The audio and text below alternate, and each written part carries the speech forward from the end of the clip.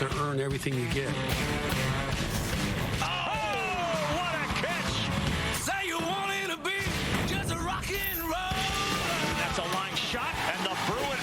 Exploded here.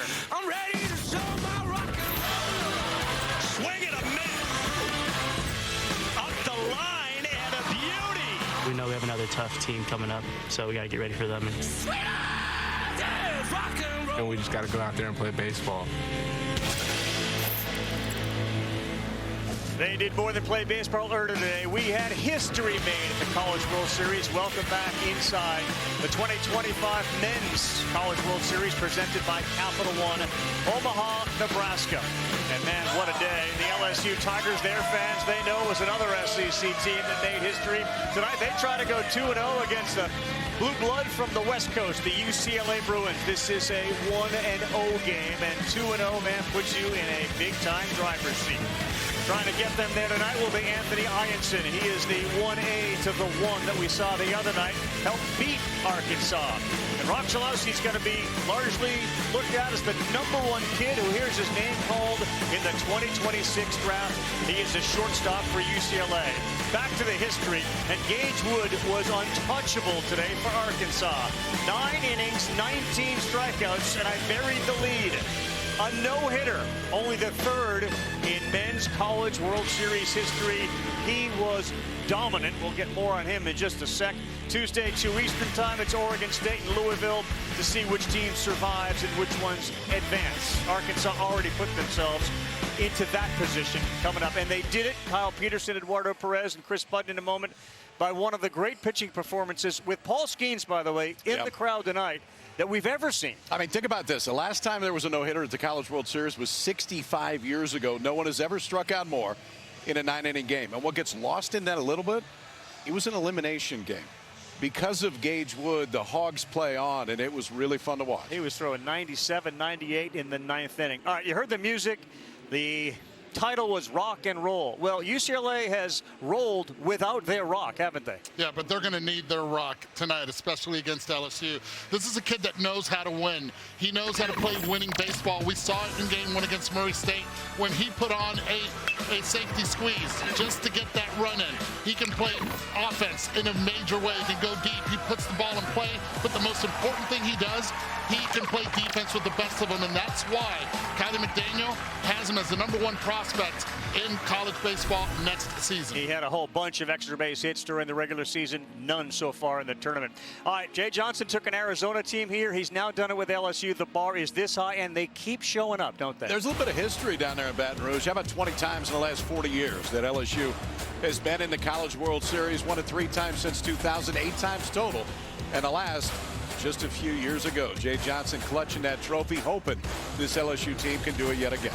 All right, they already got one dominant pitching performance from their own Tigers. We had another one earlier today. It's Anthony Ianson set to make history. Tigers and Bruins when we come back.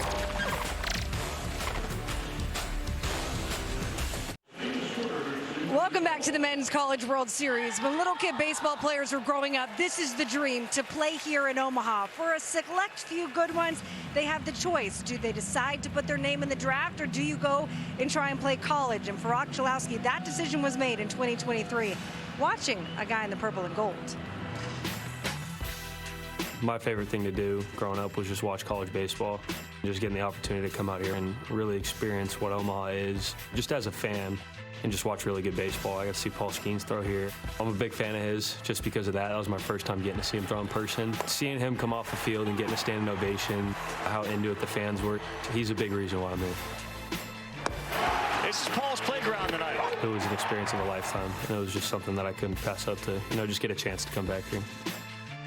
The question's going to be, with Paul Skeens, Libby Dunn, LSU fan base here in town, will he even kind of make eye contact, give a little thumbs up to Paul Skeens on his way to the plate for the first time? And speaking of the plate, we take a look at the UCLA batting order. It's brought to you by Capital One. He'll bat second. You're just going to hear a lot about him tonight. This was a kid that had a chance to play quarterback at Notre Dame. He does everything phenomenal in the field. And clearly a great hitter as well. Yeah, very athletic, and I can't wait to see it because he walks more than strikes out, so he understands what he has to do. And he's got his hands full against this young man on the mound. Yeah, because he strikes a lot of them out. Anthony Hyanson is third in the country in strikeouts. You can see he's good against both righties and lefties. It's mid-90s, 2 different breaker balls. Hadn't thrown the split a whole lot. We may see it a few times tonight, but as good of a different breaking ball combination as you're going to see in college baseball.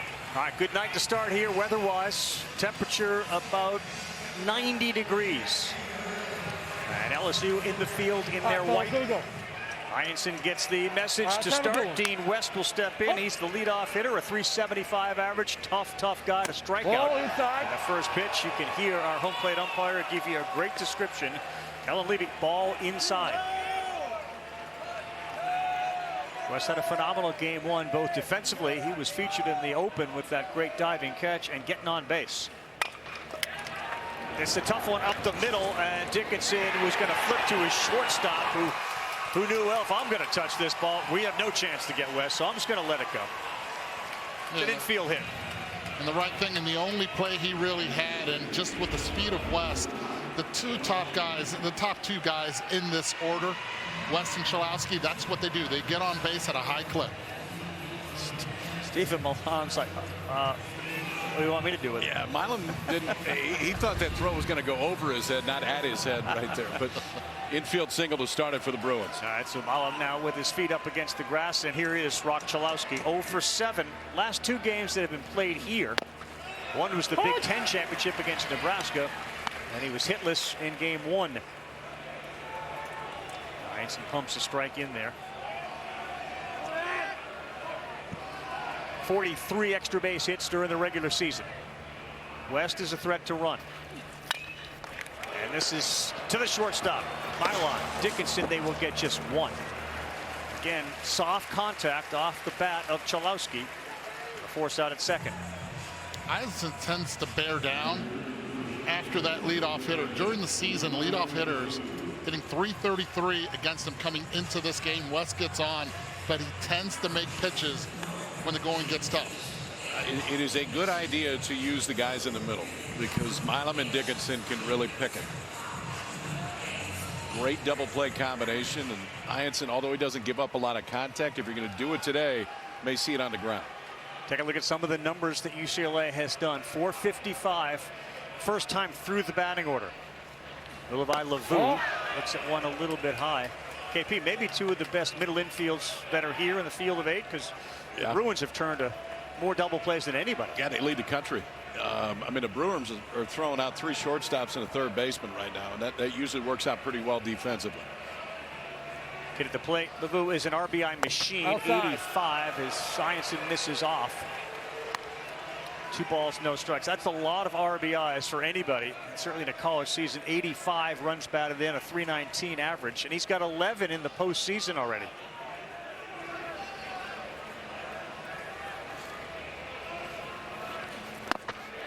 Got one to hit, and he swung and missed. Shuts him off. 85 miles per hour right there. He was geared up for the fastball instead. Quality pitch with the changeup. 142 strikeouts on the season, 3rd in the NCAA behind his teammate Anderson and Liam Doyle. That's a good one right down Broadway at 96 to even it up at 2-2.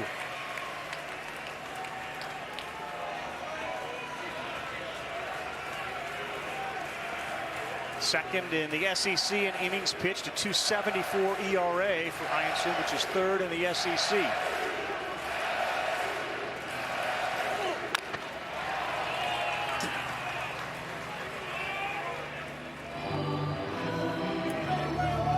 Wood did not get hit at all today with that no-hitter, the 3rd in College World Series history.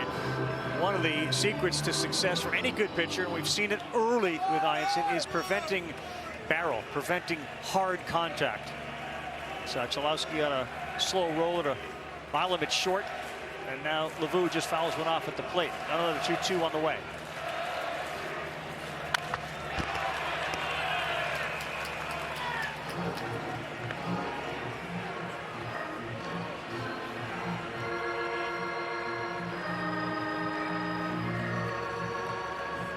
Savage described this game as gigantic. And then there was another superlative to try to go 2-0. The first game was gigantic. He went with humongous. He knows the importance of 2-0. Getting a lead early, short leash on your starter. Not the case with Ianson. They expect depth. This one is through the hole on the left side. And a good job by LeVou. And it is first and second. Will go out on a single. So you got 3 ground balls to start. With the infield that they have, Anthony Ianson would want that. The stuff will show you that he's going to get it. Fastball's going to be mid-90s. 2 breaking balls. We haven't really seen the curveball yet. Then the splitter is something he hasn't used a ton this year, but ultimately could more against lefties than righties. The slider hasn't been incredibly sharp. It's super early, but has not been incredibly sharp to this point. It's been his best swing and miss pitch this year. The curveball is more of a strike stealer. Straight top to bottom on that one. And now a chance for the improving Roman Martin with 2 on and a chance to break through against LSU.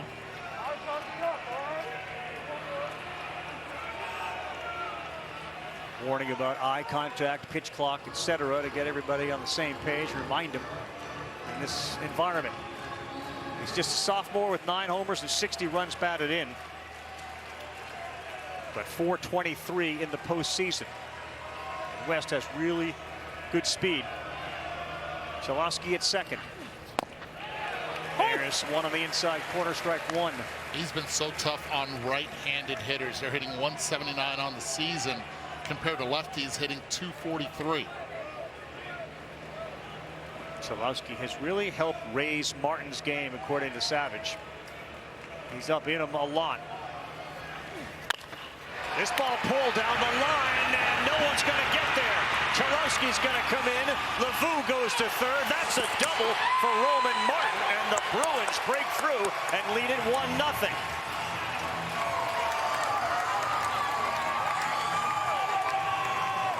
We talked about a slider and how important it is for Ianson to use. Watch location on this. That's what it is, and you can see the spin.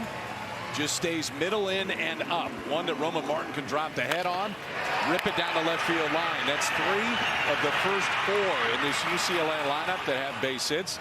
That double right there gets him on the board first. It's a nice job by Curry on left field, covering some ground, keeping that ball and just keeping that runner from first from not scoring.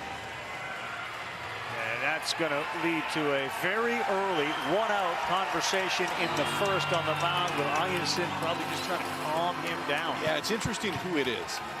It's Jay Johnson. He's obviously not taking him out of the baseball game, but it's Jay Johnson here and not Nate Yeskie, the pitching coach, out to have the discussion. This is probably more of a motivational speech at this point instead of anything technical about what's going on. And you look at the lineup, the next 4 hitters are left-handed hitters. We talked about the split, that he's going to have to use it, especially against lefties. It's going to be interesting how he now goes with the selection of pitches. Against LeVou, it was mostly splitters and fastballs. Well, whatever Jay Johnson imparted to his guy, he's had great success in getting teams here. Obviously won it in 23 as he looks briefly to his left, checks out Paul Skeens, who was so dominant. Now he needs Ianson to lock in. He couldn't keep West off base. They eventually got him off with the ground ball, but Chalosky's in. It's 1-0. There's 1 out, second and third for A.J. Salgado. He rolls 1 foul on the first base side.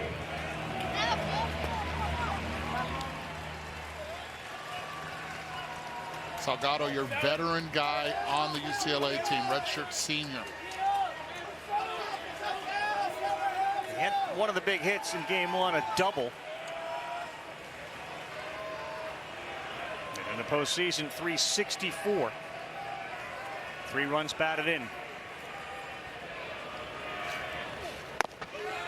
Gets the call in the corner.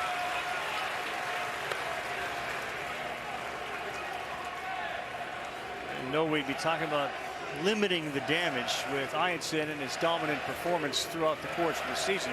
But that's the position he's in now, ahead 0-2 to A.J. Salgado. Oh. He's looking for the strikeout here. He's got the stuff to be able to do it. Salgado, runners in scoring position this year, 264.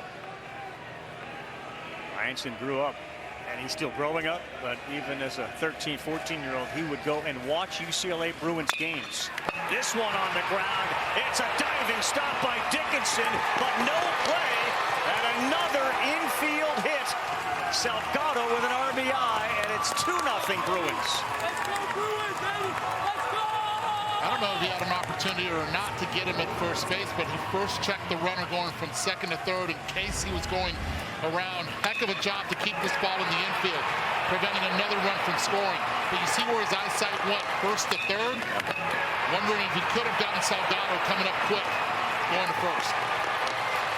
Salgado's a decent runner. I mean, I think in that case, left-handed hitter, probably the right move, just in case the break was too big around third base. Dickinson really heady out at second, has had a very good defensive year, at least saved a run by keeping it in the infield. Well, now they got the hottest Bruin, Peyton Brennan.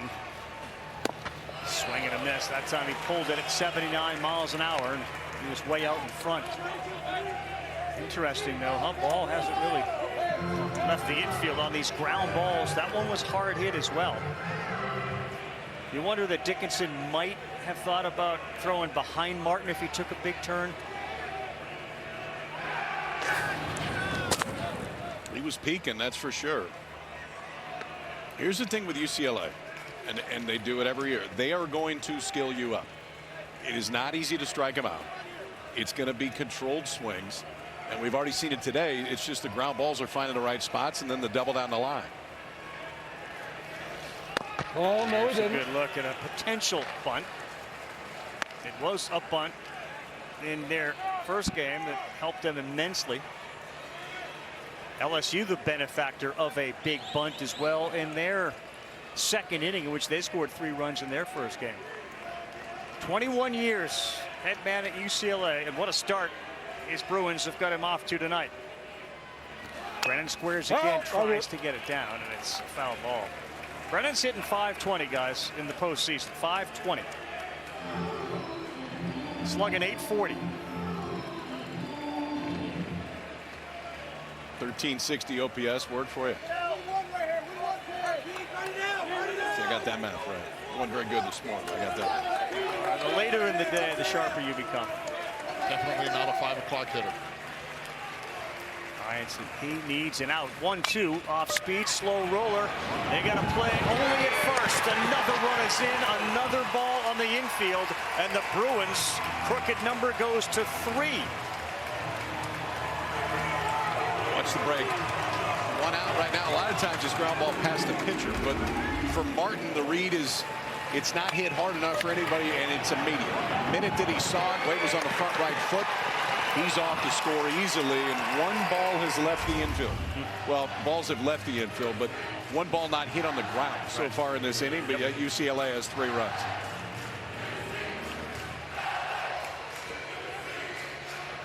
Johnson's team was very, very good against Arkansas, and a huge win to get to 1-0. They became the instant favorite as Blake Baltz looks at a strike. All it takes, though, 1 loss, and right away you're into the meat grinder.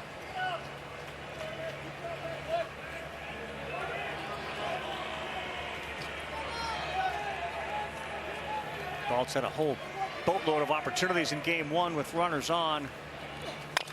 And this one's beaten on the ground up the middle. High hop fielded. Pylon is able to make the play, and that is where it will end. But how about the Bruins? Just hit it hard, hit it on the ground. Good things will happen.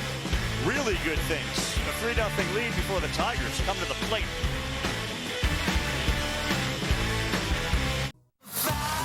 Winning innings is huge for us, especially in those tight games. We know we have another tough team coming up. Coach Johnson prepared us. Now it's just time for us to go out there and execute. If I really bear down and execute right here, I can beat almost anybody.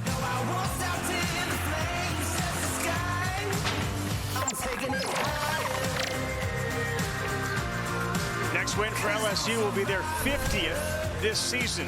They come in 49-15 as we take a look at our Capital One batting order. Start with Curiel at the top.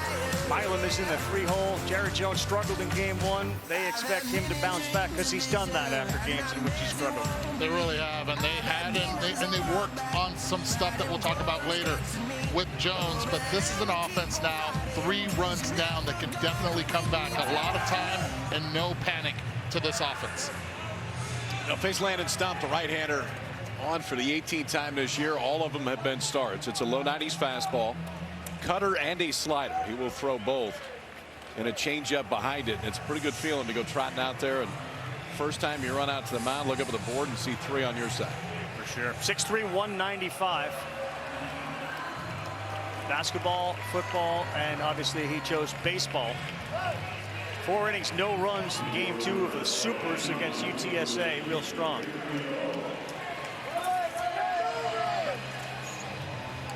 Curiel's only a freshman. They love his tools. 458 in the postseason. Defense up the middle is really strong, and this one is up the middle. It's Chalowski out quickly from glove to bare hand to first. 1 down. All right, we talk about Stump. Here's the 4 pitches. Fastball, average 91. He could show you a little bit more. Slider with a little bit more down than the cutter. And a changeup you're going to see primarily to left-handed hitters. So the curveball he won't throw much. You may see it at times when he's trying to steal a strike, and especially from a left-handed hitter. Primarily it's slider cutter on the breaking balls, but if you see something mid-70s, that's when he tries to drop the curveball in. Does free you up to throw first pitch strikes, and that is 0-1 to Ethan Fry, the junior out of Rose Pine, Louisiana.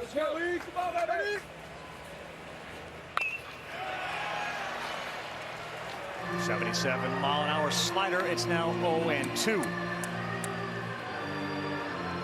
You get a chance to watch really an infield. It's got 3 shortstops. Martin has improved dramatically at third base. He's terrific. Lavu may end up at third. Outside. And both Chalowski and Call up the middle are phenomenal. Yeah, this is high level, and we already saw a glimpse of it right there on the first play from Chalowski. He showed off his arm.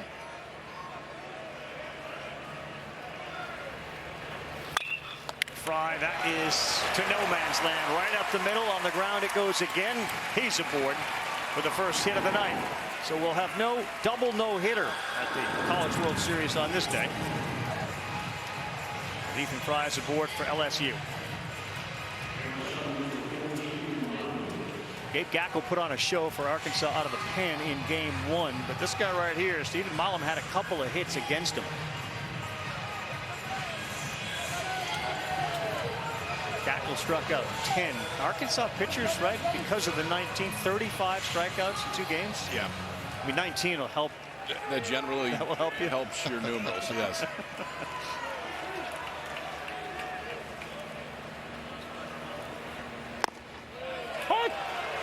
Better high for a strike.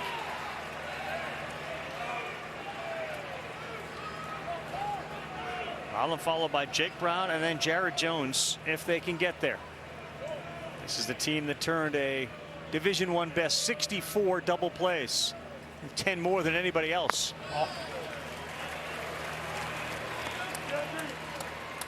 And remember, the Bruins won 19 games total last year. Everything went sideways, including their defense, and the coaching staff will tell you Chalowski alone made sure the defense turned around this year. 2-1. They also played their kids last year too. I mean, 8 of the 9 in the offensive lineup today for UCLA are sophomores. A couple years after John Savage brought in the #1 recruiting class in the country. So I don't think it was any shock that they took lumps last year. It's also a reason why they're as good as they are this year. Off speed, Milam. That's a foul ball. The #1 class in 2023. They had a whole bunch of bumps in the road. They were booted out of Jackie Robinson Stadium. They're not even sure if they're going to go back there. They don't know what the future of the stadium is going to be like as they deal with some issues locally. Nothing to do with the stadium itself, physically. But they were practicing at high schools all around Los Angeles. They got to figure that one out. Have to, right? That's a great college baseball stadium.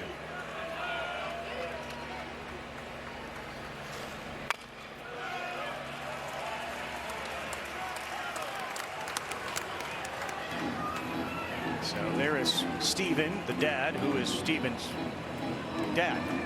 Right? He actually said that sounded weird. Absolutely. There is Steven's dad. There is Steven's dad, who is Steven's dad. Yeah.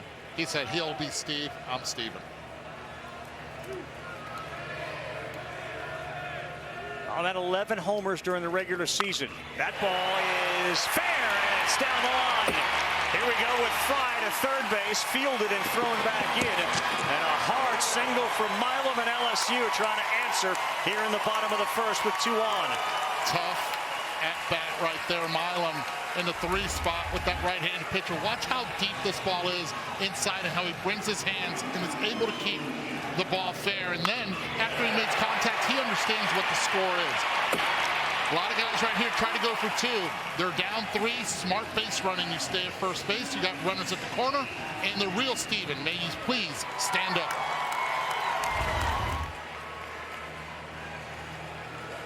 That's the OG right there. I thought that was the OS. Kyle knows what I'm talking about. I just let you guys have it. The original Steve. Now Jake Brown, first and third. One of the things that this UCLA team does have is a phenomenal and deep bullpen. Oh, check swing way out in front of that. The question's going to be, how long will somebody like Savage let Stump go? Got a 3-0 lead. He's already told us early today, I got a lot of arms out there, and ones we didn't see in the first game. That's been their strength the entire season, is their bullpen.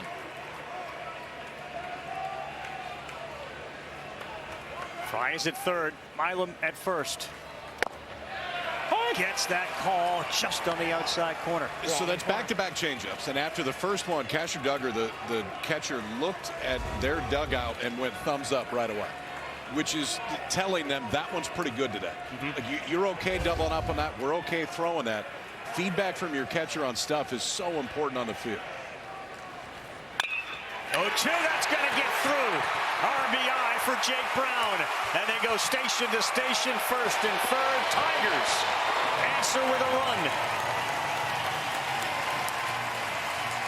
That's toughness right there from LSU. You get hit right in the nose with 3 in the top of the first, and they come right back. They answer, and they keep the line moving. After 2 changeups, try to sneak a fastball by. They're still sitting on the number 1. Great approach. And now the big man's coming up to the plate, looking for some redemption. KP Stump was ahead, 2 strikes there. He could not put Brown away. All 3 of the Tiger hits have come with 2 strikes. And what a spot for Jared Jones, who spent the off day working in the cage, machines. See if it pays off. And it was the machines throwing the sliders. And that's what's gotten him back to where he needs to be. And Jay Johnson knowing his hitters really well. Getting ready for that. So look out. If you hang a slider, give a lot of credit to that machine he was working on. 20 home runs, 70 runs batted in on the season.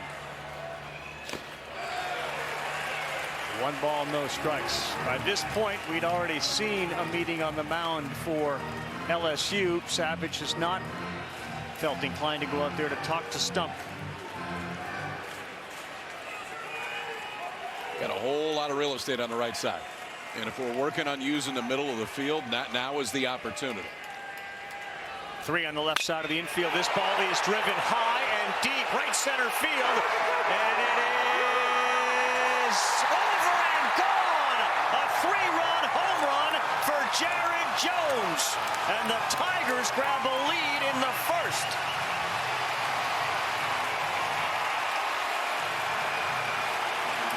'21st of the year, and RBI 71, 2 and 3. And the off-day work pays off in a big way. You see the power right there.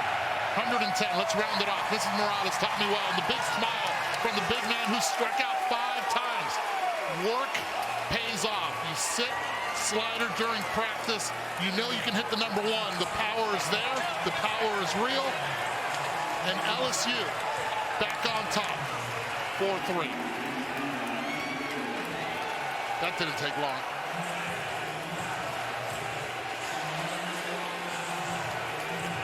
That's the beauty of this sport. You can have such a bumpy game one day. You do some work, you come back, and all of a sudden, a 3-run home run to put your team up.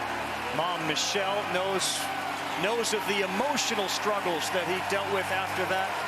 And you can feel the emotion there from Mom to see her son do something so special here in Omaha. Yeah, it's amazing what 2 days can do. Right. It's also amazing what an off day can do. To go out and even though they were working on sliders, the idea was use the middle of the field. Don't get so pull happy, and that's where the sliders were getting. And ultimately, Jay Johnson just stayed with him. Went in the dugout, put his arm around him, and you know, I don't know that Jared Jones needs that much of a pep talk. He's kind of hit since he showed up, but ultimately, still feels good for all of us, and that is a very good offensive sign when that dude can go deep to right center, because there's not a lot in this field that can go opposite way in this ballpark. And it tells you about the character, right? You see all those numbers at the bottom. You have to sleep on that 0 for 5 with 5 Ks, but Jay Johnson not taking him out, letting him know, look, that's part of the game. We believe in you in that swing. Try to sneak a fastball by him. He said, uh-uh. That's a tough carry, about 375. The wind is still blowing in a little bit. There's just not many in the field that have a chance to do what Michelle's son just did. Yes, it's over that yellow line. It takes a big man to hit that ball. Sure Opposite does. field, wind blowing straight in. At 31-degree launch angle. Yeah, there's Dad George, too. He's celebrating with high fives for the Tiger fans. One hopper, Chalowski. Oh, my. Very pretty. Very pretty play it short by Rock Chalowski. He's wearing the right number, boys, because that may be the draft selection next year. It is, for me, he's the National Player of the Year. The combination of speed, power, defense, the guy you circle every day in the lineup, and this is something that not many can do, and those that can, usually playing in the big leagues. How about the angle? Perfect angle right away. He just looks, he's still got another year of college. He's only a sophomore, but man, can he play. Footwork of a quarterback, which he was. And again, Notre Dame had real interest in getting him to go play quarterback there. So the 2 outs have both been on the ground to that kid right there. Surrounded by 3 singles and a 3-run home run.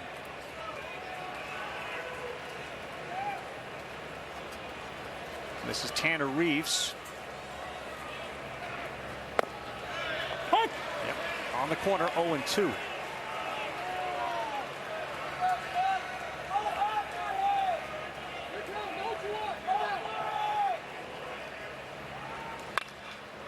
That ball is going to be out of play as he went with a fastball at 92. Kind of a quick pitch.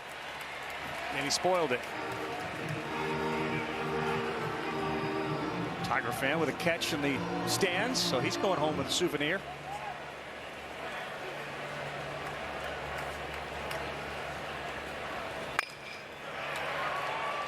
And another.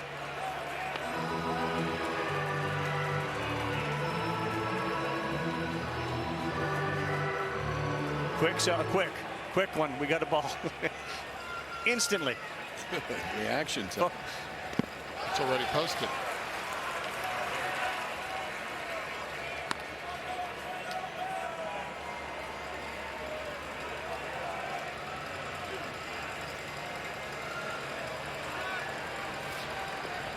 Outside. Misty and Chad, mom and dad. I hope it's their turn. 2 balls, 2 strikes. So if you like pitching, today was phenomenal. You like offense?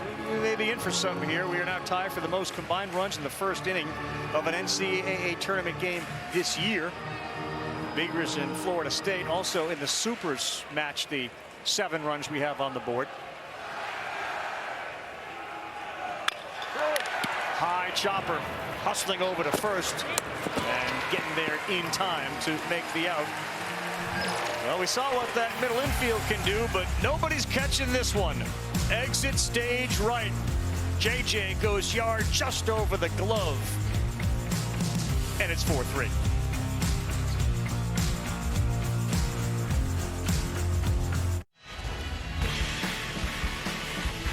The NCAA Men's College World Series is presented by Capital One. What's in your wallet? As we watch highlights, Gage Wood closed out the third no-hitter in Men's College World Series history. It was as dominant a performance, dominant perhaps more than any Paul Skeens start, as great as he was.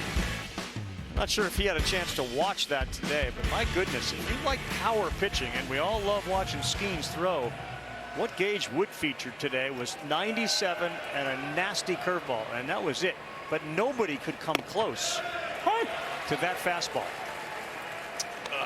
So we saw this with Cade Horton a couple years ago for Oklahoma. He came in here and probably made himself $1.5 million. Absolutely right. Gage Wood made himself some money with that. Yes. What's in your wallet? Exactly. More. So now Ianson will go back on the bump with a lead, and he will get 8-9 and 1 for the UCLA Bruins. This is Cash Duggar, 275 hitter. Maybe Ianson breathes a little easier. Oh my goodness, another one on the ground. This time Dickinson makes the play. Literally the way the game started, on a ball he couldn't get to and make a play. This time he can. And he shows his range again, but most importantly also shows the arm strength right there in the accuracy to first, making a difficult play look very easy. Kyle, so you think the first thought from Ianson on that ball bouncing over his head was again? Yeah, I mean, at some point the baseball luck swings back around, you know, especially when you have a defense like they do. And usually when you hit it to Dickinson, he's going to pick it up and throw it to first. Fellow second baseman, California guy, through and through. Phoenix call. He's having a very, very nice tournament, hitting .474 with some web gem type plays in the field.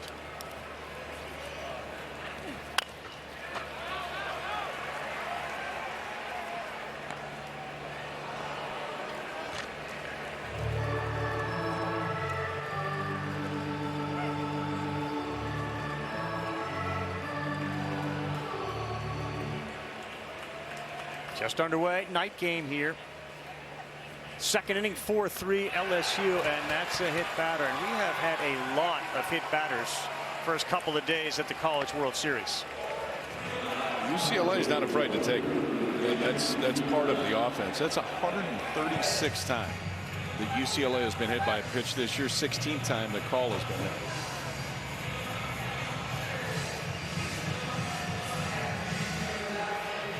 Another one of our teams were hit, what, 170 times? 170. One was taken away today. That's right. Chanticleer's 170 times hit by pitch. They work on it. Coastal Carolina. Here's West, who singled on the ground his first time up. They'll check call. Just a couple of stolen bases this season. The Shants are making sure everybody knows how to pronounce their name. Oh yeah, Kevin Schnall's running around making sure it's Chanticleers, C-L-E-E-R-S. Don't mess it up. There's a great bunt heading the other way. Ianson picks it up, fires a good one there, and he gets West, who moves the base runner to second. Good play by the pitcher, KP, because he's fallen off the ground towards first, and that bunt was to third. He's athletic. He kind of took a chance there too without a barehanded that, and I felt like UCLA was going to try to push Reeves and make him field over at third base. Braswell has had a lot more experience at third base this year, and I think that was the intent right there. Just didn't bunt it hard enough, and ultimately Ianson cut it off. It's a pretty good two-seam sinker over there too. That's not easy to handle for Jared Jones. First base open, Chalowski up, still looking for his first extra base hit of the tournament. Inside. He's going to have to find that the slider. The slider has not looked as sharp as it usually does from Ianson so far, and it's definitely findable, but it will determine how deep he can go into this game.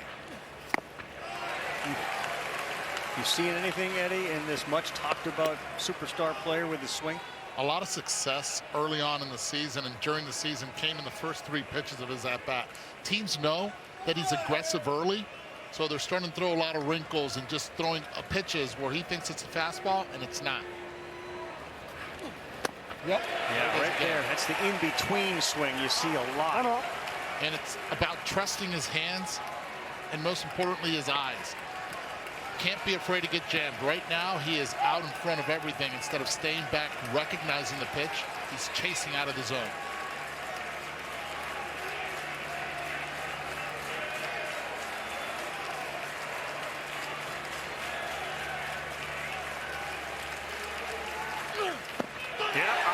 Got him. He swung and missed, and Chalowski didn't look comfortable. Ianson throws a 0 up in the second. I was looking to find that slider. He just found it right there. 2 straight curveballs to get to 2 strikes, and then finishes him off with 87 miles an hour. Watch the late break on this. Strikes out one of the best hitters in the country. Throws up a scoreless frame after LSU takes a lead.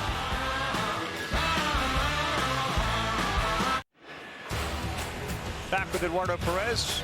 Kyle Peterson and Chris Budden. Both these teams won their first games. And right now LSU's got a 1-run lead over the UCLA Bruins. UCLA 48-16.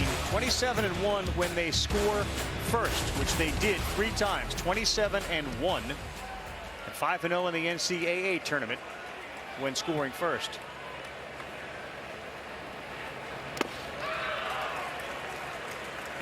Big inning for Landon Stump as the UCLA Bruins bullpen starts to loosen up.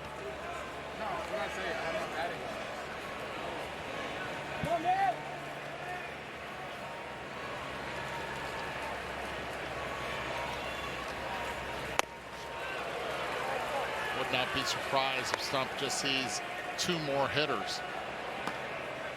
Double barreling with lefties in the bullpen.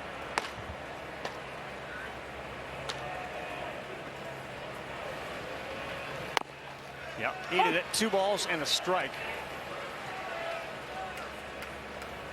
You get a scouting report on Stump from Savage. He's got all the weapons. It's just not been there consistently all year. 2-2. But he says when you compare him to other Sunday starters, we feel like we actually have an edge every time that he's on the mound.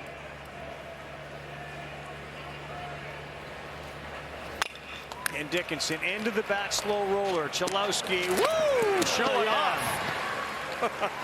Let's just show off a little bit.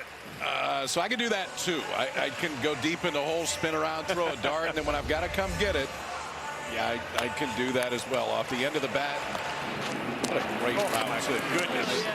Dickinson is a decent runner, and he just threw him out by 2 steps on a ball off the bat that looks like it was going to be an infield single. That's so good. That's Patrick Mahomes stuff as a quarterback. 3 plays made by Chalowski, all of which are highlight worthy. He's shown his range, he's shown his arm strength, and he's shown his accuracy. It's one of the big reasons why he's so highly touted on that side of the ball. Yeah, we just haven't seen the offense. It's there all year, but not yet. A slider in there for a strike. 0-2 to the 9-hole hitter Chris Stanfield.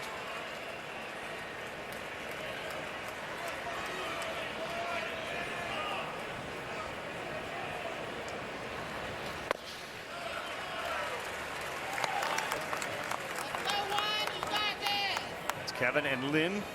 Mom and Dad to Chris. 308 on the season. 1 homer, 29 RBIs. The center fielder outside will not offer. Jay Johnson raves about this kid. Transfer from Auburn, has really been a leader since the minute he stepped in. Solidifies him up the middle.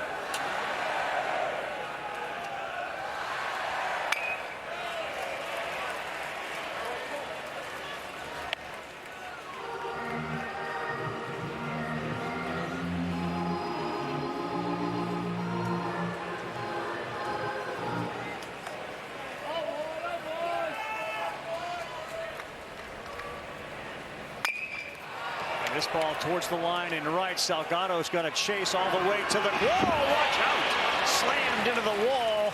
Hope he's okay. The ball comes back, so you know he didn't catch it. But, man, he went aggressively into the wall and right. The ball slicing towards the wall, and this is the dangers. Fortunately for him, he braced for impact. It's kind of two different stadiums when it comes to foul territory. I mean, until you get within maybe 50 feet of the outfield walls, it's massive. Yep. Where you can steal outs, but then you've got maybe 6-8 feet at most down the lines the minute it pinches all the way in.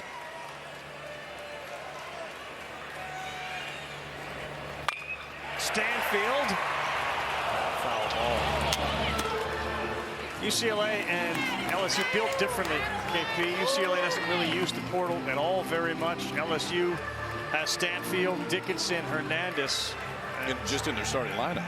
As Jay points out, you know, when you go in there, you better make sure you're gonna succeed with who you have. And these three guys have been impactful. And this one on a line to center. Brennan right there for the second out. The Men's College World Series continues to roll here. We will be in Omaha, Nebraska. The action will culminate with the final series, which starts Saturday. If you want more information, go to ncaa.com, the official online home for all 90 NCAA championships. The greatest show on dirt has only grown in popularity over the years. The players have gotten better. COVID year extended the careers of many. NIL money will keep many in school. The product is as good as it's ever been. Strike one to Curiel, the leadoff hitter, who grounded out to Chalowski to lead things off.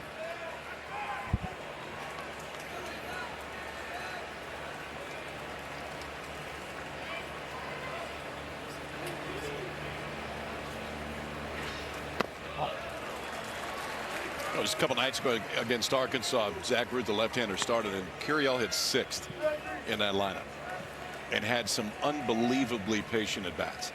It's one thing that the freshman has shown up with the ability to do is recognize strikes from balls. On the ground, a second.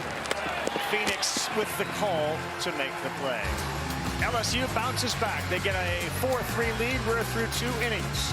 We'll talk with Jay Johnson, the head man and a national champion, when we return.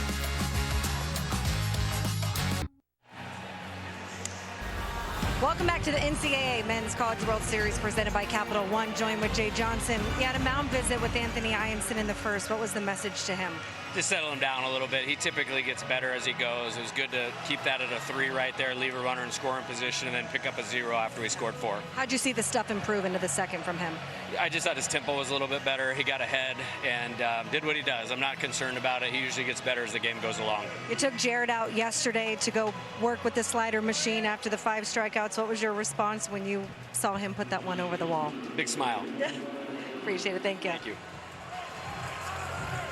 How about Jay Johnson's evolution as a coach and a comfort level in Omaha, even by his own admission? And he encouraged his players, hey, enjoy the whole thing. He openly admitted it today. Yep. In the first year when he was here with Arizona, it's understandable. It happens to a lot of coaches that come here the first year. Our time with him in the morning was a little bit different. There were shorter answers, and now, I mean, it helps when you've got a ring in Baton Rouge.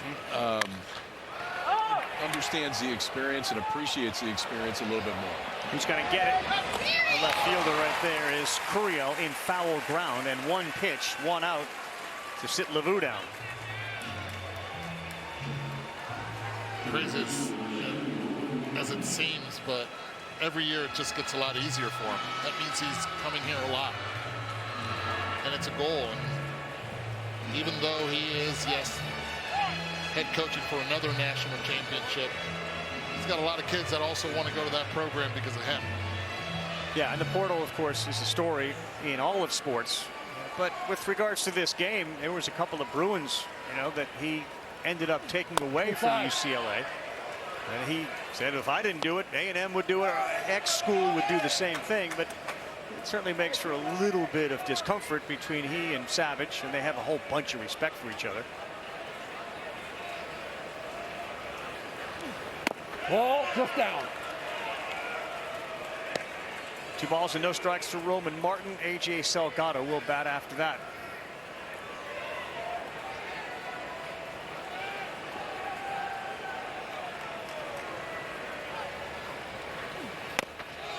That's a good pitch.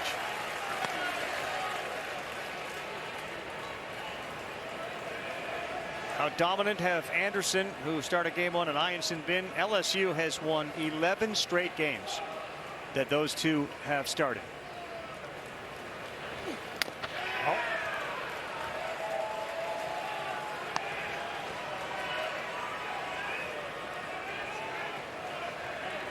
There's Cade, who was outstanding in game one, and a game in which Zach Root didn't get out of the second inning. 3-2.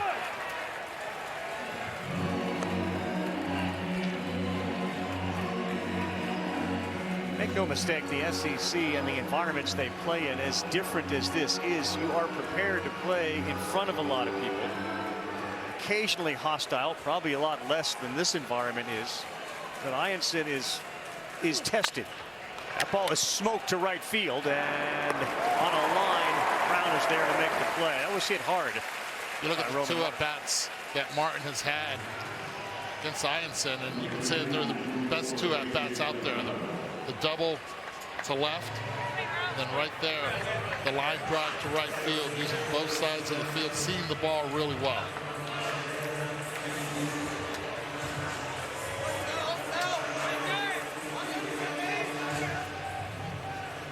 Still a light breeze blowing in from center. This is a guy that certainly has power, the veteran Salgado. 1 for 3 with a couple of RBIs and a double in that game against Murray State.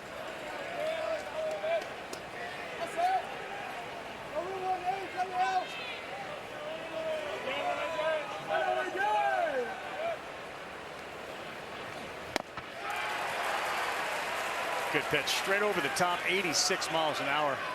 What do you make of the experience Murray State had here and who they ran into, but just sort of the exposure to this type of college baseball? Having your name out there is another huge aspect. Got to get it over there quick, and they do in an effort to get Salgado. Jared Jones ranged far off of first, but they're celebrating. LSU coming off the field. Bottom three coming up when we come back to Omaha.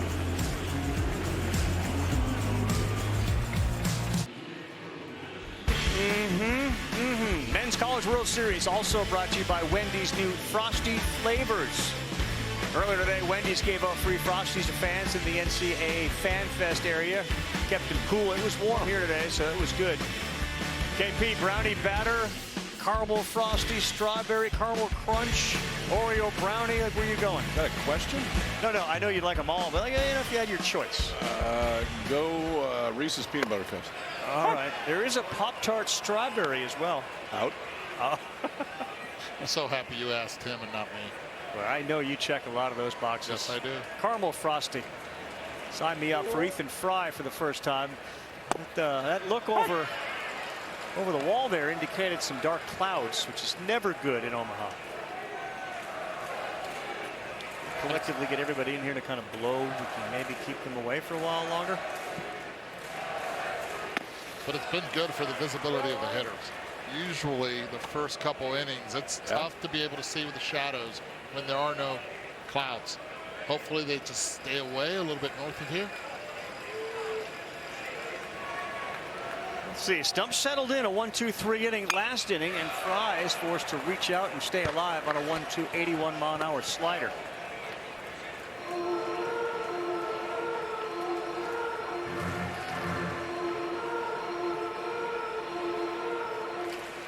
More and more the drumbeat of the 0-0 pitch, the 1-1 pitch, how important it is to command the strike zone and work from ahead. He's done that. I mean, 100%. It's just LSU made him pay, but he hasn't walked anybody yet. And if you're John Savage, you'd trade that. Like, force them to beat us, but you're facing pretty talented offense in the Tigers. Fry had 13 homers during the regular season, and he fouls off the slider. Now, and this is the big difference between a guy like Wood today and most others. The ability, when you have 2 strikes, to put a hitter away. And you do that with 97. You do that with a ridiculous curveball. When you don't have that, you find yourself in a growing pitch count because of foul balls. and having to live off the plate instead of in the zone. I think it was Berkey who made the point today. How many swings and misses in the zone? Which is rare. It's not easy to do, but that becomes real stuff if you can get it. Outside. I mean, here's the difference. Stump has struck out 62 on the year coming in. Ianson 142. That's 80 more balls that have not been put in play when Ianson is out there. That is a big deal. Yeah, so he had him. He had 2 strikes. He ends up losing the battle and never really came back into the strike zone. Leadoff walk to Ethan Fry.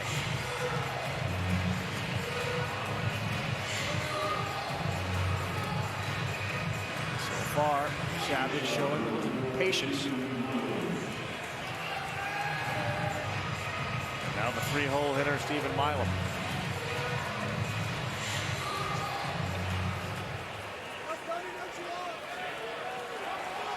Outfield straight away. Plenty of room down that left field line. If he's able to go the other way with it, could run for a while.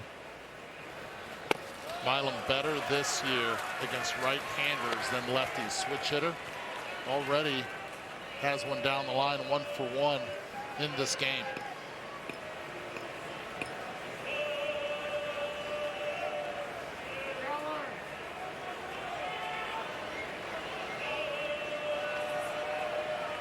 LSU 3-2 all-time against UCLA. 5 of the 6 games have been in the NCAA tournament.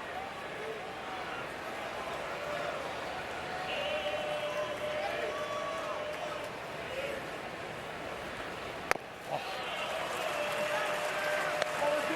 right, Rav, you got another week here. I'm expecting this out of you. Go mix it up.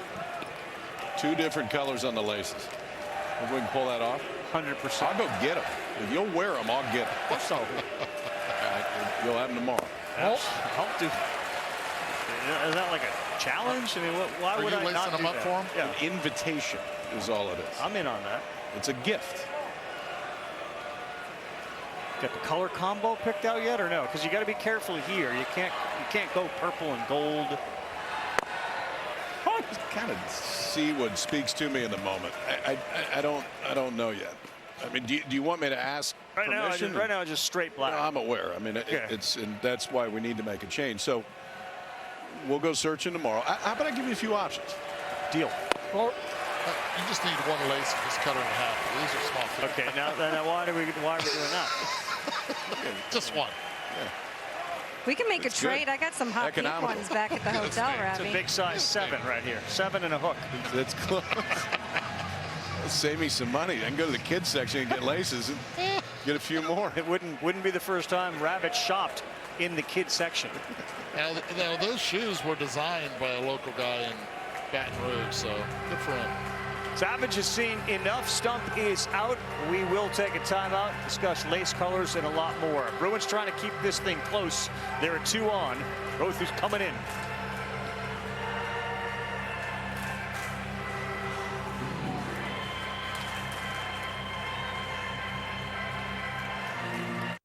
Everybody say it with me. Chanticleers. Chanticleers. We've got a dugout full of bunch of hungry and humble dogs. The teal is for real. To win 25 straight is ridiculous. We don't care who we play. We're going to play our game and we're going to win.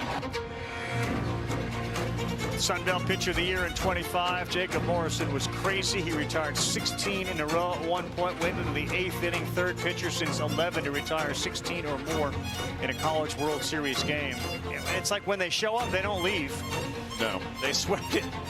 They swept it with Gary Gilmore-Gilly, and here they are again, still unbeaten.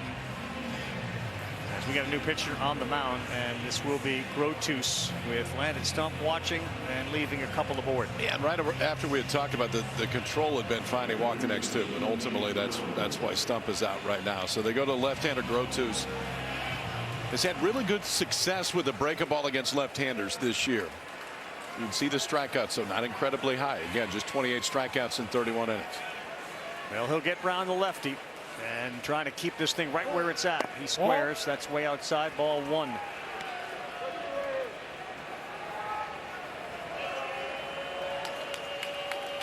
Hey, KP, it does feel a little bit more like the bunt has returned, the ability of the player to bunt. Certainly West Coast baseball, you've seen that a lot, and the Bruins in particular. That one gets a piece of the corner for a strike. A whole bunch of executed bunts early in this College World Series. I mean, LSU has 30 of them on a year. That's not a small number, especially for LSU. Brown's got 3 of them, and he can't get that one down. And you look at the matchup right now, 1-2, most likely now swing away, but left on left, you have that with 2 righties coming behind, especially big Jared Jones, who already went deep in this one.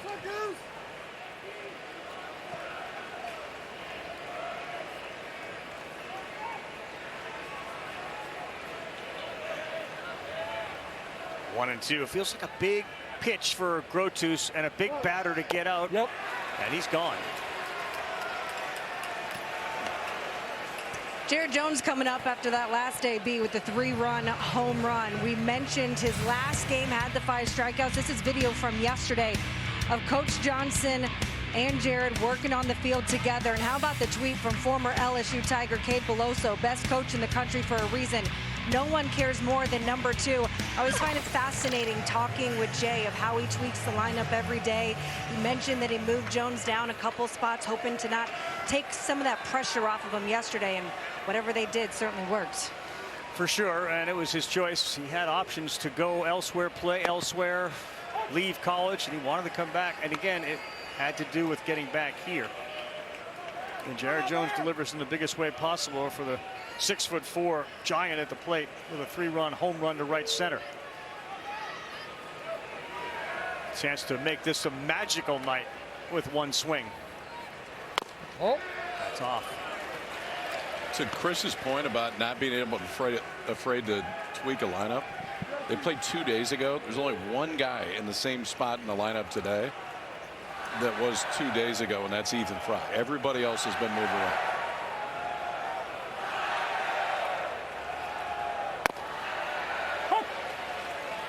You have to also then get a lot of buy-in from players, because players will tell you they're creatures of habit and routine, and to be moved around when you have the credibility of a championship coach, there's a lot more buy-in. So sure, I can do that. I don't need to hit second every day or third every day. I think the way the game is, not only at the collegiate level, you look at the professional level as well, you see a lot of lineups being changed to benefit the player themselves for the matchups.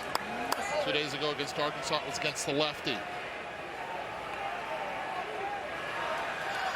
7 runs in the first. Oh, just missed. 3 balls and 2 strikes. Well, he's geared up for the number 1. We're going to find out right here where Grotus decides to throw. Jones hit his 21st home run of the season in the first. Big 3-2 pitch with 1 out. He got him. Nice pitch. 89 down in the zone, and Jared Jones is gone. All right, so Jared Jones goes deep against a right-hander the first time. Now facing a lefty. Gets ahead off speed. Fastball just misses off the plate, so we're back to 1-1. Wasn't afraid to throw that fastball. Changeup misses to make it 2-2. Changeup off, and then fastball that maybe surprised Jones a little bit. I think he expected changeup in that spot. Grotus surprised him with a fastball down for the strikeout. 2 outs for Luis Hernandez, the catcher. Rave about what he does behind the plate, commanding the staff. He's hit really well in the tournament. And over 400 average for a guy that hit 272 during the regular season. He got 2 homers in the tournament, hit only 9 during the regular season. This ball beaten up the middle. It's going to get through. Fry's going to touch third. Hernandez delivers a clutch RBI single on the ground, and LSU's lead grows to 2. It's 5-3. That's huge right there. Hernandez with 2 outs to be able to bring an extra run here in the bottom of the 3rd inning from second base. Just put it in play. Grotus keeping the ball down. Hernandez going down and getting it.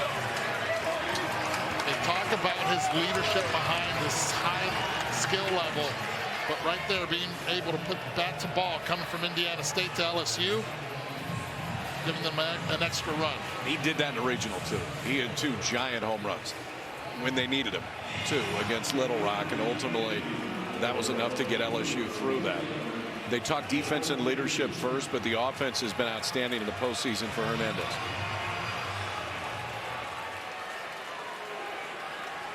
John Pearson's going to bat for Tanner Reeves, and that first pitch too far inside. So they'll hit Pearson here, and Braswell will probably go to third. We talked to Jay Johnson about this. If UCLA went left, then that would put some things in motion at third base.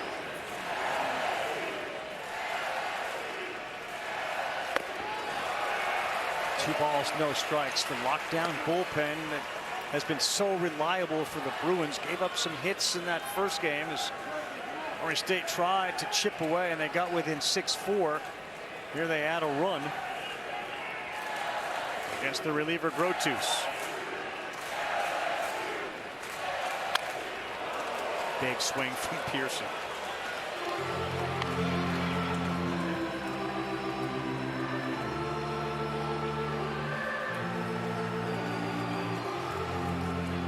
Luxury of the depth that Johnson affords himself. 7 homers, 7 doubles, 33 runs batted in for John Pearson on a 2-1.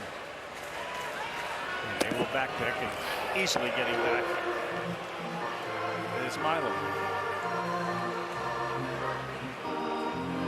So Wyland Moss, and this is where it gets real interesting, would likely be their starter in the next game. They're hoping their next game is in the winner's bracket, not coming out of the loser's side. Big lead, almost halfway. They had him, and they throw it. Oh, they got him. Milam was dancing. He felt like he was almost halfway to third base, and in an effort to get back, the Bruins feel like they got him.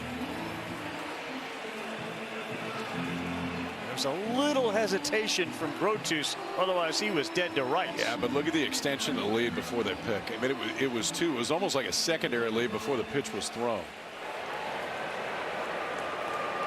LSU is challenging the call at second. The previous call is under review. Goes to the back part of the bag, and he's in there. He's definitely safe. Yeah. It's a great slide, though. It was. It was funny, the body language of Jay Johnson, because Stephen Milam stood up and immediately went to his ears like, hey, I want to check it. And Johnson, it was that without saying it, look up, you better be right. I don't want to waste one here with 2 outs, so you better be right. In this case, it looks like he was. They just showed it up here on the scoreboard, and you see all the UCLA Bruin outfielders. They're like, okay, we might as well go take our positions.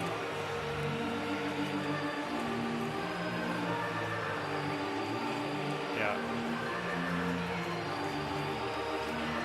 You have the primary lead, then the secondary lead. He had taken whatever the next lead is. Grotus looked like he double pumped. That allowed Milam to get back.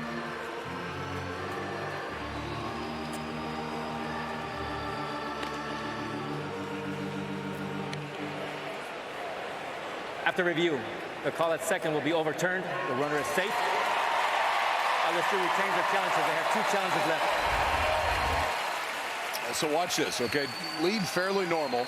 1, 2. Then he gets caught all the way out, spins his wheels just a little bit. That was a heck of a job just to get back. I mean, if the move to second base is a little bit quicker, Milam is out. Yeah.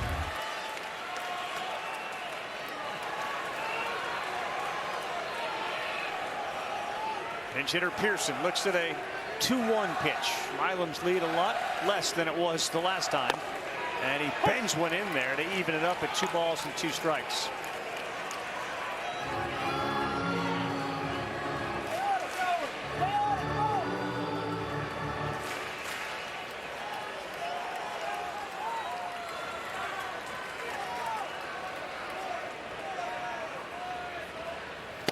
And he's gone. Off-speed pitch, got him.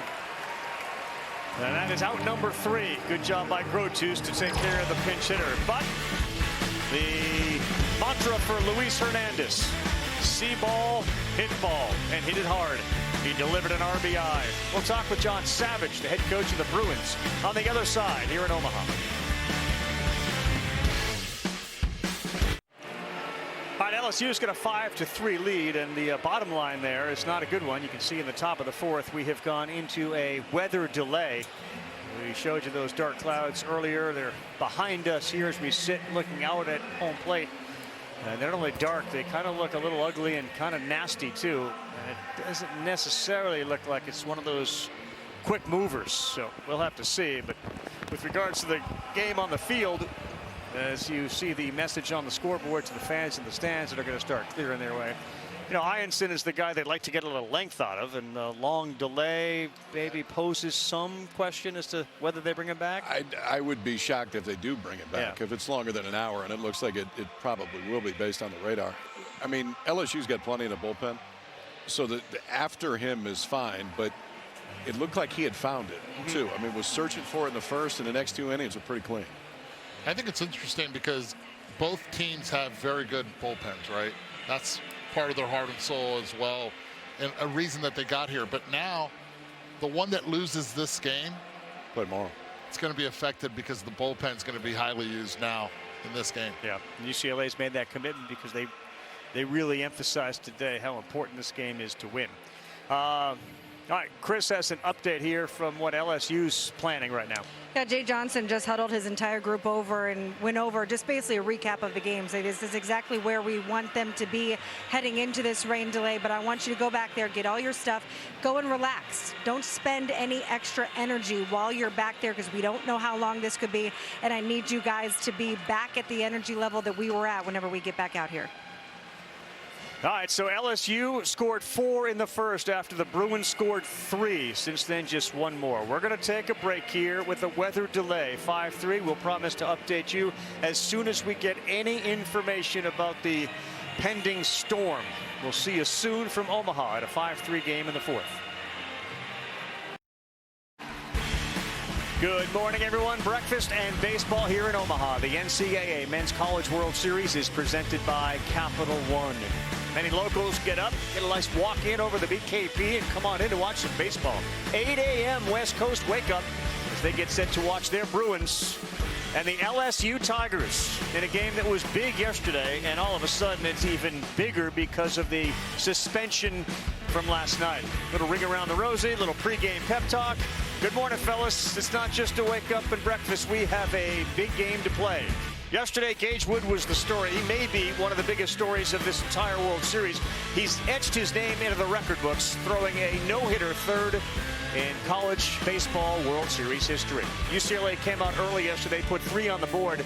And as Jay Johnson told me a few minutes ago, it was really important for us to answer, and they did in a big way when Jared Jones hit one over the wall. 3-run homer put them ahead, and then all of a sudden it ended here quickly, dangerously. And we waited out about a 2-hour-plus rain delay. The game was suspended, and we are getting set to start. Today at 2 o'clock Eastern Time, scheduled Oregon State, Louisville. Arkansas seemed to be at a disadvantage, and now all of a sudden with the suspension, it's neutral. They may actually be in an advantageous spot depending on how this game plays out. A lot of moving parts as we welcome you inside our booth. I got Eduardo Perez up here, and of course Kyle Peterson. Chris Budden is down on the field. It's a difficult kind of thing for people to navigate, especially if you're not here and understand it. This game got more important because it's being played. Now explain to the folks why.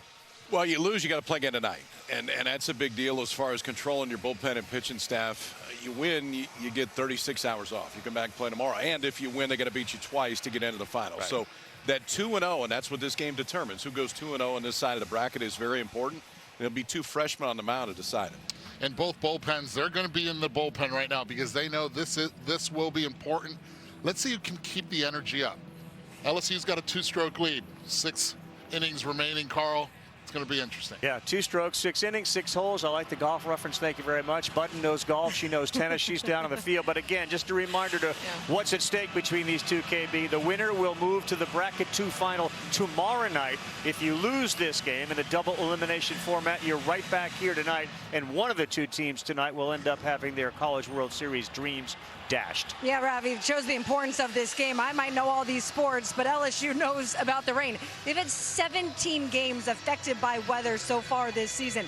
Jay Johnson met with the team this morning, and he posed to them this question. What if I had told you back in the fall you had to play a 10 a.m. game to secure your spot in the CWS semifinals? What would you say?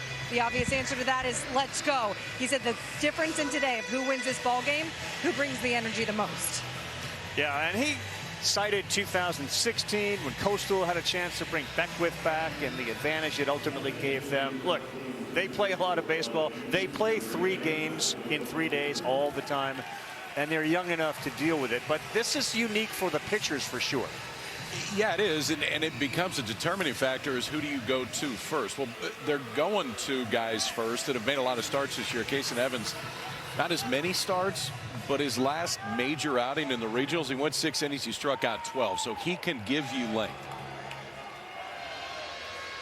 This is the batting order for the Bruins as it stands. You saw right there Kason Evans get a hug from Michael Braswell, who with a pinch hit yesterday ended up being inserted defensively. Well, now he is the third baseman. UCLA will occasionally try to bunt to get on. Braswell is phenomenal, and Kason Evans was one of the best two-way kids coming out of high school as a former shortstop. So we are set to start. Peyton Brennan underway just after 10 a.m. here in Omaha, and Evans' first pitch misses outside. Brennan has been as good a hitter as we've had during the NCAA tournament. Over 500. Strike number 1. KP talked about length from Evans against Arkansas Little Rock on June 2nd. He threw 109 pitches. So remember, we're in the 4th inning of this game. He could give them the length they need to get through it. Missed on the inside, and the appeal says no swing.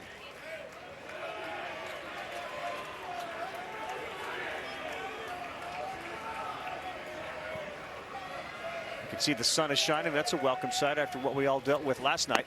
Yep, that is a swing, and a good job by Evans to battle back. 2 balls, 2 strikes. That's it, split change. You're going to see it against left-handers a lot from Evans. He's going to show you 95, 96, could bump a little bit more today, but that is his best swing and miss pitch against left-handers. He started with 3 out of 4 so far. Both teams very strong defensively up the middle on the ground. This one is to the shortstop, fielded well, and Milam's throw over is in time. They'll get the cobwebs out. Ball hit right to you. Just got on the field, and he handled it well. Well, John Savage has seen just about everything in 21 years as UCLA head coach. He also has seen a championship. He knows what it takes. He's used to having big-time starting pitching. This current team has been built really from the back forward. It is about its bullpen. Not sure that's an advantage, but it's certainly a comfort zone for him, knowing I'm going to use some arms. And if we win, I get a day off, but if not, I got to use all those arms tonight. His entire offensive lineup, except one player, they're all sophomores. And a lot of them went through the failures last year. They've grown up a lot. They've grown up together. They've had a lot of adversity. And now they're here in the College World Series. So Blake Balt's behind 1-0. 0-1, I should say. Now 0-2.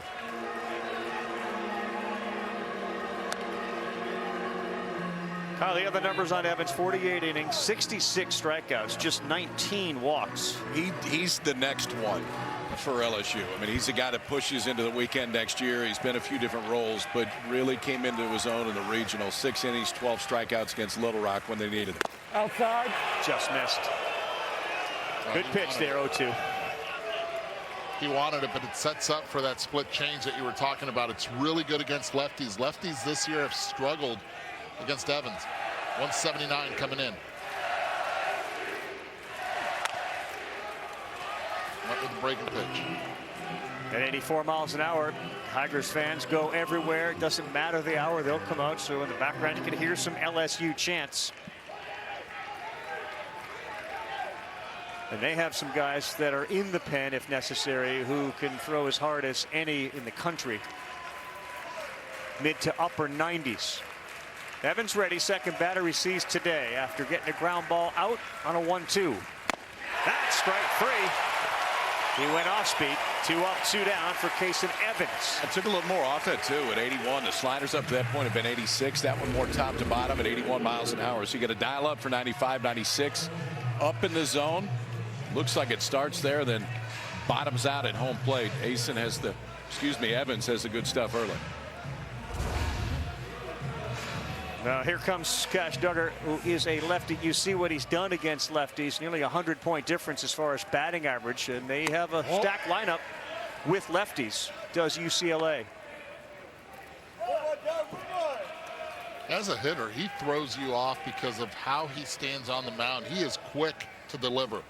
So if you have a leg kick, if your timing is going to be off. First time facing Evans, to be able as a hitter to get out in front, especially with that split change in the curveball and the combination of his velocity, tough to time. 2-0 to the UCLA catcher. That's going to find the grass in left field. He goes the other way on a fastball at 95 for the first hit of today.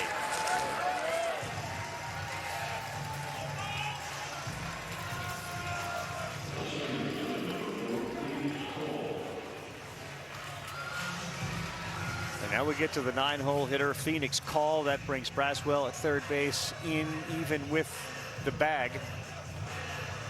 I'd like to turn it over to the top, get Dean West up, and then Rock Chalowski. But we have 2 down. And again, the top of the 4th inning, if you're just flipping on and wondering, is this a live game? It is, after a rain suspension last night and subsequent calling of it. Bring us all back here this morning.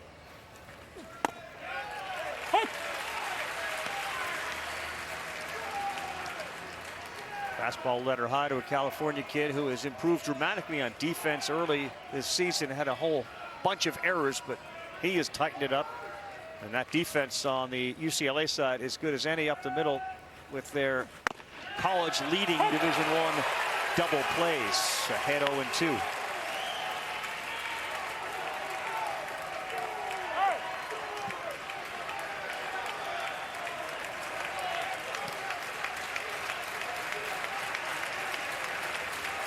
Good postseason, over 450 batting average for Call, and he's able to foul one off up near the eyes.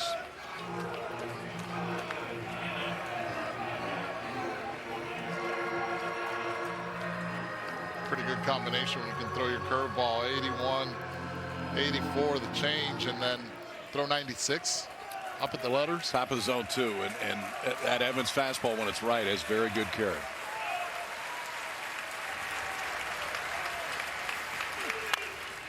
Took something off. We saw as good a carry fastball as we maybe have seen ever in Omaha yesterday with Gage Wood, who lived in the 97-mile-an-hour area, and the ball seemingly rose every time out of his hand. Yeah, that's as good as we've ever seen here for 9 innings, and that's saying something, because just a few years ago Skeens was on this mound, and we were maybe saying the same thing. He got him, and a very, very good start from Kason Evans. We saw the fastball, and now we have seen the off-speed. See the kid's comfy on the stage early. Got an inning in game 1, so has been on this mound. Now comes out and strikes out a few Bruins to get things started. Things started in the 4th inning, though, as we move on. The Tigers lead at 5-3.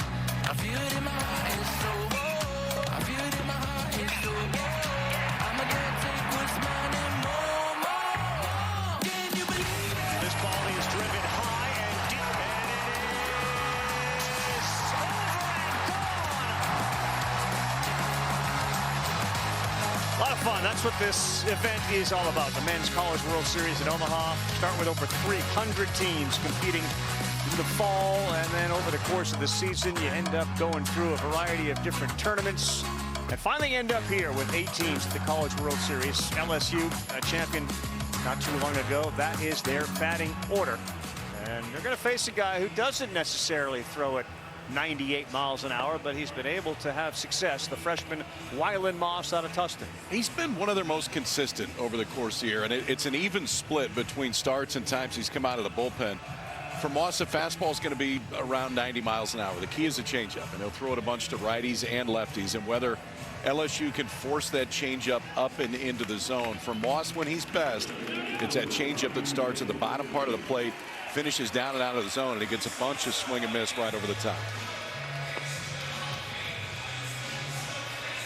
Tigers beat Arkansas 4-1 on Saturday. They had a 3-run second inning, and one of the key hits was a bunt by this guy, Daniel Dickinson, to keep that inning rolling. If he can get it past the pitcher, that shortstop Chalowski has got 2 feet on the grass out there if he's inclined to do that, but the leadoff hitter today looks at ball 1 down. 80-mile-an-hour changeup.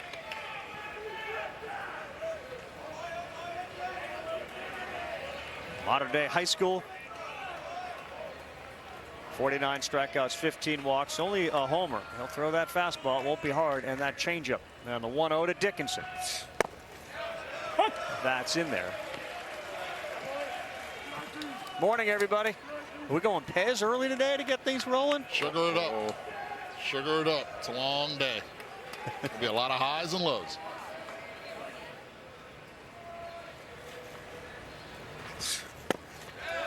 That's the pitch right there that he's going to have to land early for strikes in order to get the chase late. It's a good one. These guys are so used to seeing big time velocity. We talked all about and will continue to. What Wood did yesterday, 81-mile-an-hour changeup. He's out in front of that one, and Roman Martin throws him out. And it's a discipline you have to have as a hitter when you face a guy like this. It's not overpowering. It's 90 miles per hour. Once he can land that changeup for a strike, he's going to try to get you to do this. Chase out of the zone, taunt you. It looks like a strike. Next thing you know, he induces soft contact. Let that athletic infield work for you. The center fielder is Chris Stanfield, and his coach Jay Johnson just raves about everything this kid brings to the table. 91 miles an hour in there to get ahead 0-1. Tigers took a couple of UCLA studs out of the portal a couple years ago. They are not afraid to dive into that pool. UCLA does it the other way as that one misses off. Got basically a homegrown team.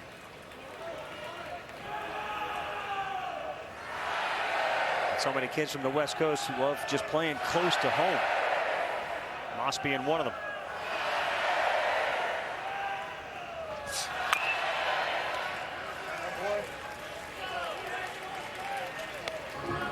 Moss is right, and early the changeup looks like it's right.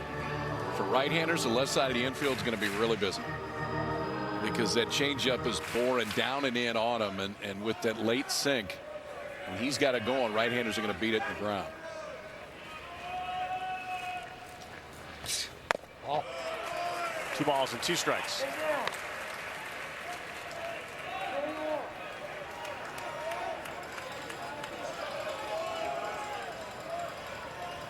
Into this game, Stanfield during the tournament had seen 7 changeups, and he's had some success against them.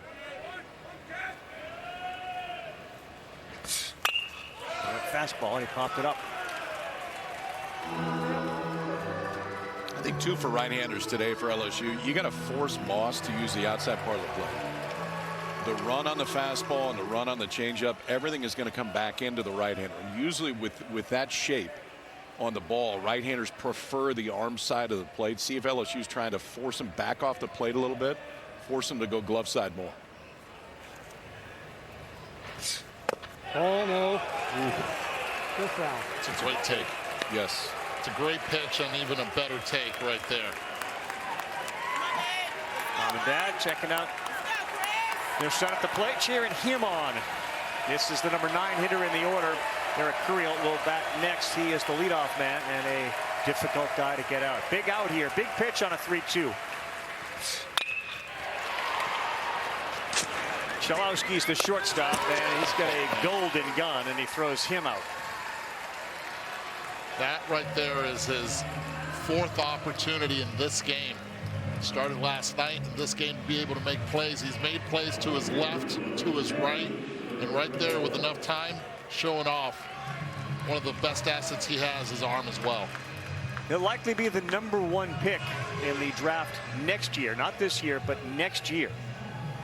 And really is the leader of this team, both on the field and off the field. This team Won 19 games last year. They were not a good defensive team. He single-handedly, according to the staff, turned the defense around. And Rock talks a lot about last year. They just lacked any sort of chemistry. So in the fall, they did a lot of things together. They would have bonfires. He had them over to their house. They would have pickleball tournaments because he just felt like this group had so many new faces last year and really just didn't have a chance to build that chemistry. So does that mean he has pickleball courts at his house? I see what you're doing. Yeah, because I could. You can't invite yourself. You can't? No. Can you maybe mention it to him? Can you mention it to drop a little hint? I'm all about team building. I'm into that. And that's going to find the grass. Good job for one of the most difficult guys to get out. Uriel is on. That's his first hit. He was 0 for 2 yesterday before the rain, and he reaches with a single. Uriel uses the middle of the field so well. This pitch is way outside, and he gets great coverage because of his approach. He understands that changeup is part of Moss's game. I'm going to give you the inside part of the plate, but yes, I will expand and I'll drive it the other way. A little Stephen Kwan in him, it looks like, and his coach who'd been recruiting him since he was a coach at Arizona talked about Ichiro Suzuki. There's a little bit of that with that swing and hit. Look at Bo getting some run here. That's Curiel's dog. Bo's living a good life. Wow. Bo travels. And he did not go with B-E-A-U-X. It's just B-O. Short for Bo. Maybe after Bo Jackson. He wasn't at LSU yet. That's fair. Leave the option open. May have to go down to the courthouse and change the name now. Bo's got a good seat. I'm not sure he can see all that's going on, but he knows the sound of a good hit. That's what his guy just delivered. He takes the lead off of first.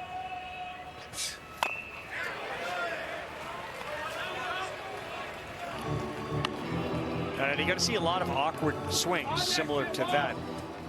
The longer and more you're exposed to him, will the swings become more comfortable, or is that an adjustment that you have to make? And how hard is it? It will, because you'll see what's working for him, and then you want to see if the players will be making adjustments in the box. Will they be moving up or back, or will they be sitting on a particular pitch? But you have to force Moss up in the zone. You start chasing that changeup down, you're going to start beating it on the ground. Right into UCLA's strength, their defense on the infield. Curiel's lead grows a little bit. Didn't have a ton of steals during the regular season. Not going here. Inside. Too far in.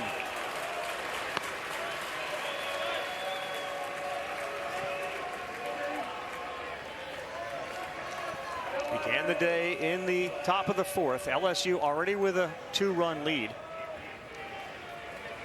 The winner will get the rest of the day off and play tomorrow. The loser will come back tonight. Inside. Another one missing inside.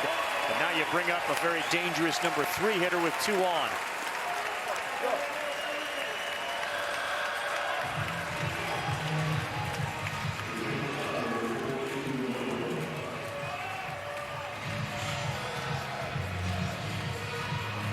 Two really good shortstops on the field today. And Chalosky, who we've talked about, and this kid right here, Stephen Milam. He's not made a whole bunch of errors. He's from New Mexico. Oh, no. I forgot the shoelaces. Now, that can come later. Turnaround time was too quick. Still the same game. Still the same game. Okay. That's for game 2. But I did not forget. And it's just a shoelace. And I know KB has not forgotten. Plenty of time. KB, plenty of time. Of course, one of the great players ever to play at LSU, Alex Bregman, was from New Mexico as well, which is Milam's home. So there is a connection there. The improvement that you're looking at from Milam as John Savage goes out to talk to his pitcher is his pitch selection. The way he is swinging and what he is swinging at. Gabe Gackel pitched in that game that they won over Arkansas. Gackel was unbelievable, but Milam had a couple of hits off him. As Cal Randall, the big righty, starts to warm. That is the story. 13 different guys have made 17 or more appearances. And we talked about the urgency at the top of this game. And when you're down by 2 already, you dig a further hole. Well, having a conversation with Stephen Milam when first the College World Series started, he's talked about his struggles offensively. The guy that gets him back is his dad. They'll go back into the cage, they'll work, they'll stay tirelessly because he knows his swing better than anyone. His dad, Stephen. Here he is.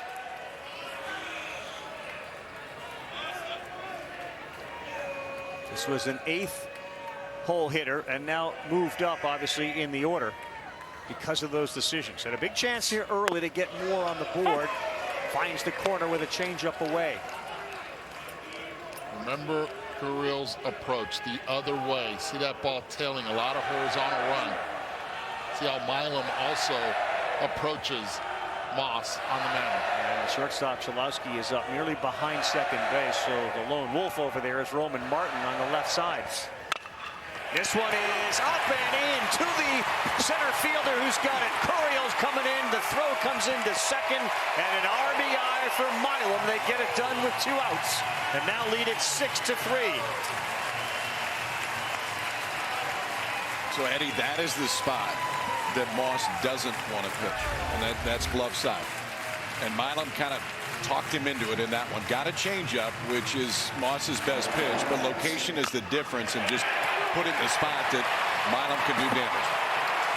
Most of his changeups were 17 to 20 inch of horizontal break. This one was just 15.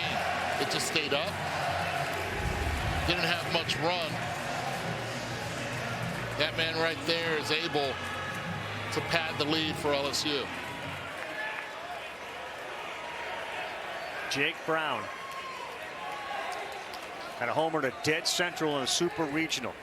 Jared Jones on deck. 2 outs. Trying to keep it right here. 6-3 is Moss. Starts him off with a fastball. 0-1. He got ahead of Milam. Couldn't finish him. A single and an RBI makes it 6-3 in favor of the Tigers.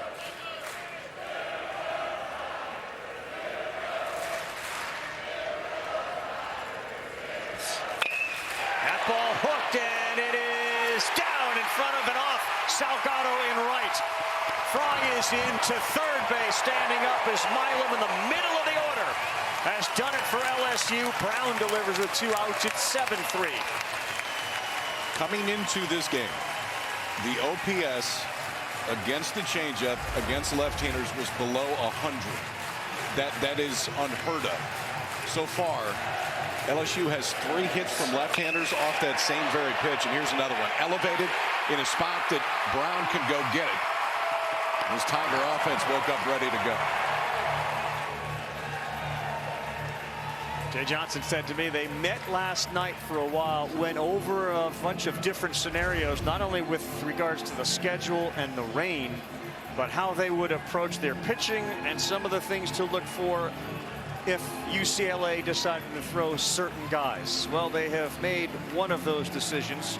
Wyland Moss exiting. He's out of this game. And with 2 outs, new pitcher coming in, the big righty. Cal Randall trying to stop what has been an LSU early onslaught.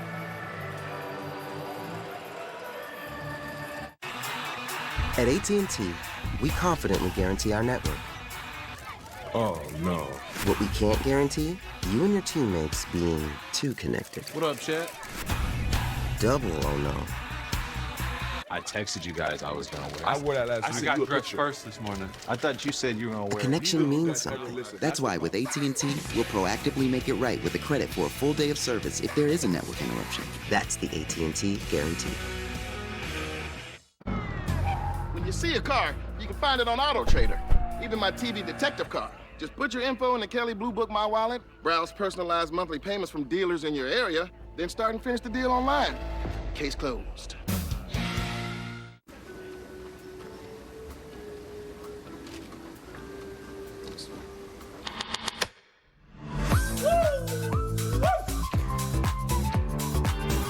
How you doing? Great. Couldn't be better. You look awesome. You smell awesome. Stop it. You are awesome.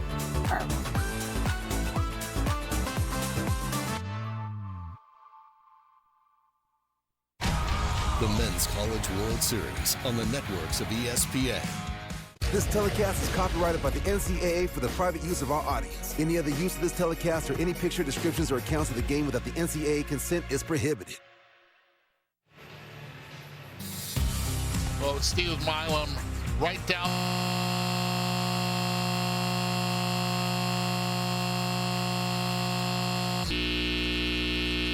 Plate hooked by Jake Brown, giving the LSU Tigers a 4-run lead.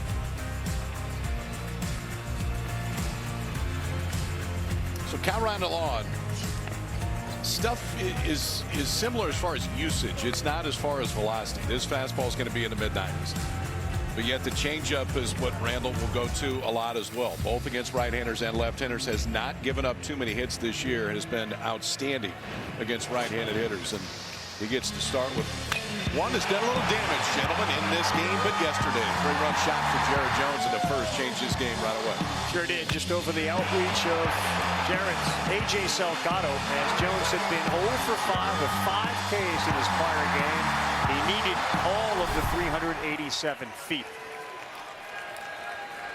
Top of the order has done all the damage for LSU in this game, both yesterday and today. 3 defenders on the left side of the infield.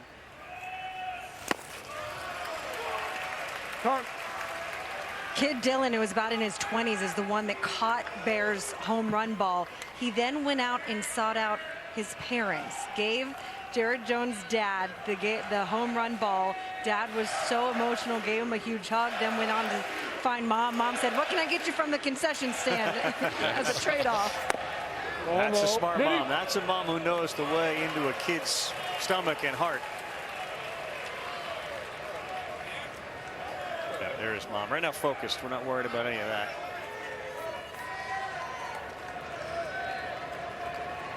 Two on for Jones. 2 in the inning.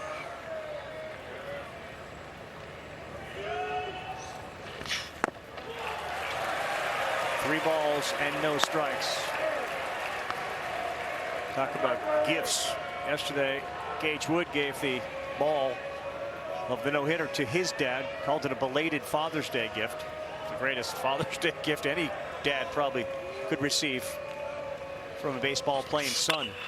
Swings on 3-0 and hits it on the ground, and a long throw across is made by Chalowski, and that will be the third. Green light, 3-0 jam shot, and they end up plating just a couple. But man, they did it quick. Single, walk, single, and an RBI. And LSU has done what they wanted to early.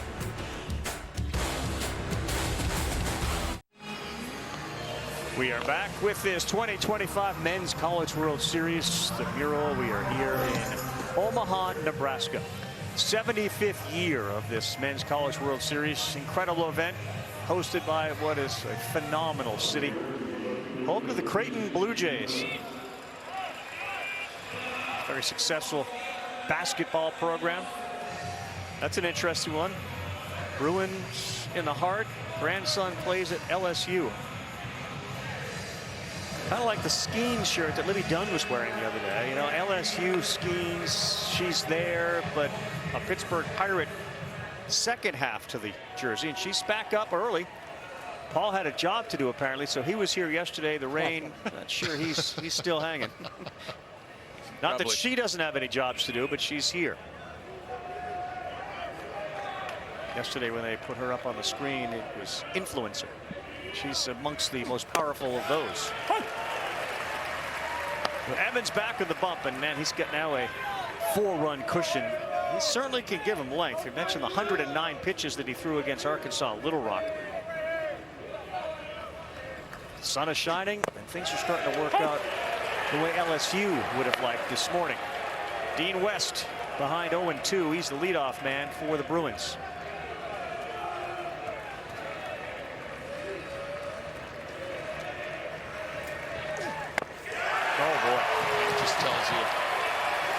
That just tells you how filthy he is when you can get West to look like that. Tough guy to strike out. Split change.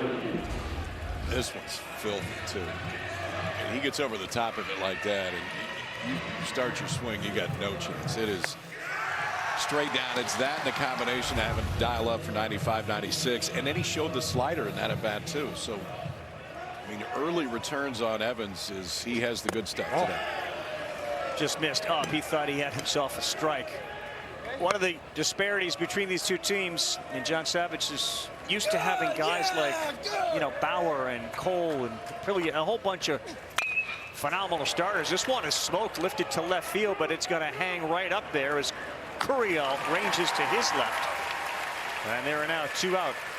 But consider that the pitching staff for the Bruins have 200 fewer strikeouts than LSU's pitching staff. 200.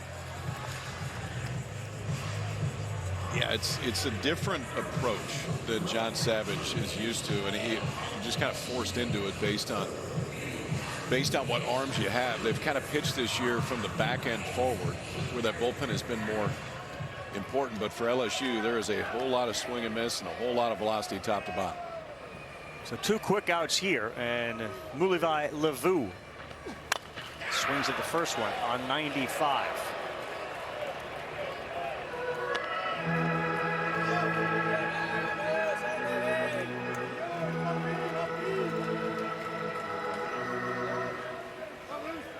Bruins have some slug in them. 4th 73 on the season, 2nd all time for a team in a super regional era from UCLA. And this guy is certainly capable of running into one. 12 homers, a very, very big number for RBI, 85 of them.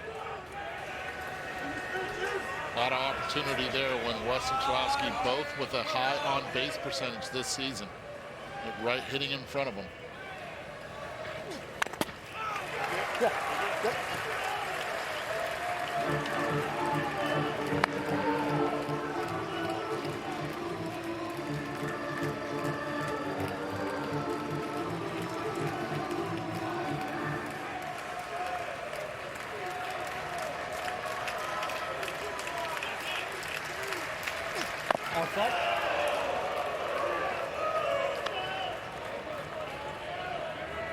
Everything looks very smooth for Evans. There's a reason for that, because of his athleticism. He was ranked the 19th best high school shortstop in the country. So think about that as he's on the mound doing what he does well. The 19th best.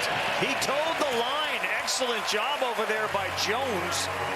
Like a football receiver. If I keep my feet in bounds, then it's going to be called a touchdown. And he kept the toes in bounds.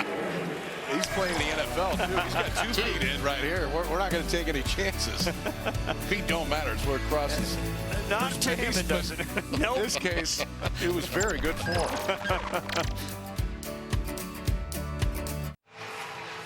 We appreciate all those that watched on last Sunday night, from the Giants to the Dodgers, the Denver News. Big time audience. We hope to have the same on Sunday when the Mets and the Phillies meet. The series finale between those teams, who are currently separated by just 2 games. And the Fightins are on a 5-game heater right now. They've won 5 games in a row. We'll start at 6 Eastern with baseball tonight. Sunday night countdown. Shohei Ohtani appeared last night during our rain delay. We showed his complete inning of work. And then he went out and had a couple of hits, and the Dodgers won. Because why not? Shohei Ohtani. Just because why not? As I can. Gave up one and then got it back. And yes, he was throwing 100 miles an hour as the pitching career of Ohtani continues. Back here, good hitter Luis Hernandez. Not there. Fouls one right back into the mitt.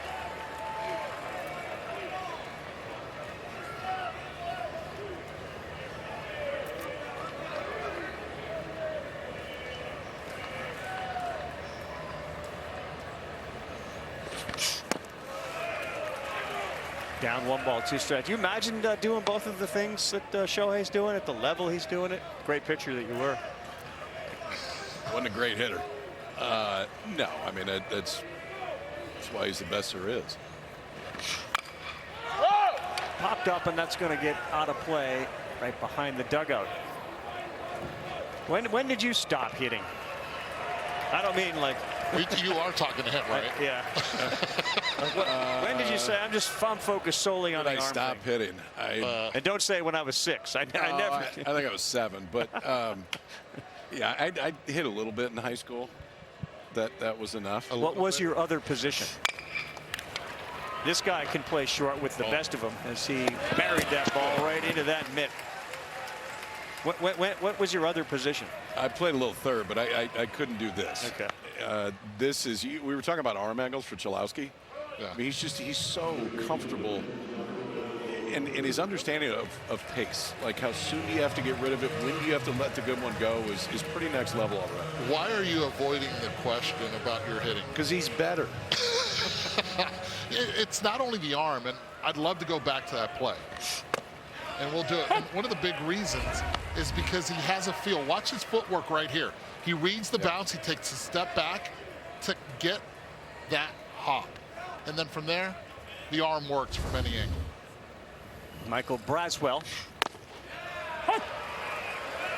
To me, he's Pat Mahomes just playing baseball because of the way he has shown it through this game yesterday and today. The number of arm angles, and Mahomes, of course, famous for his ad-lib throws. He reminds me of that. And this was a kid that was gonna consider and had an opportunity to go play quarterback at Notre Dame. That's out there for you if you want it. And his love affair with baseball is well known, well chronicled, and will only continue to be so for what appears to be a very long time. Braswell gets caught looking. Randall punches him out. And there are 2 down here in the inning.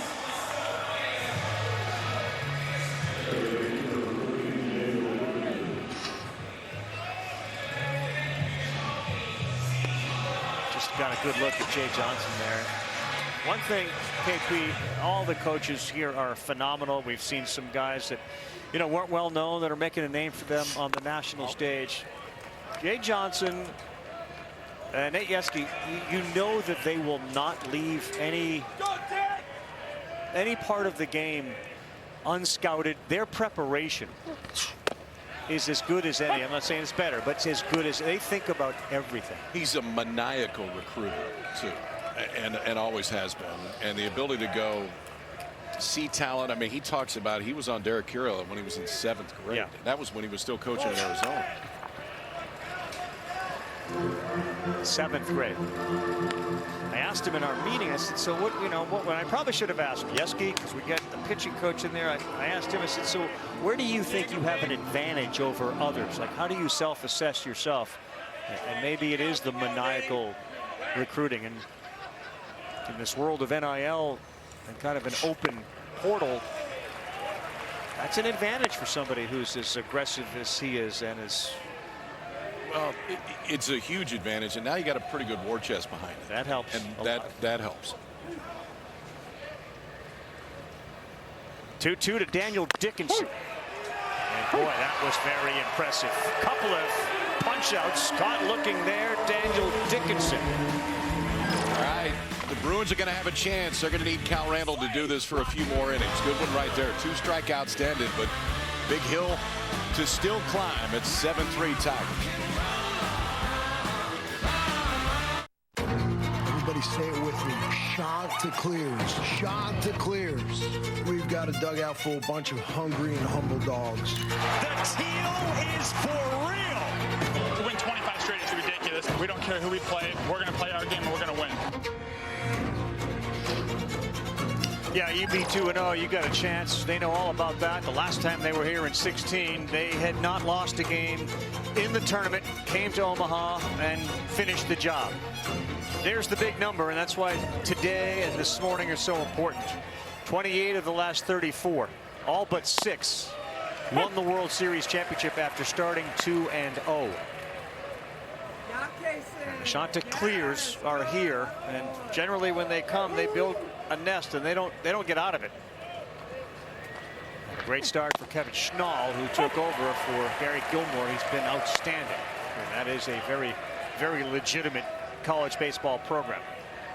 They're not afraid to get their feathers up either about it.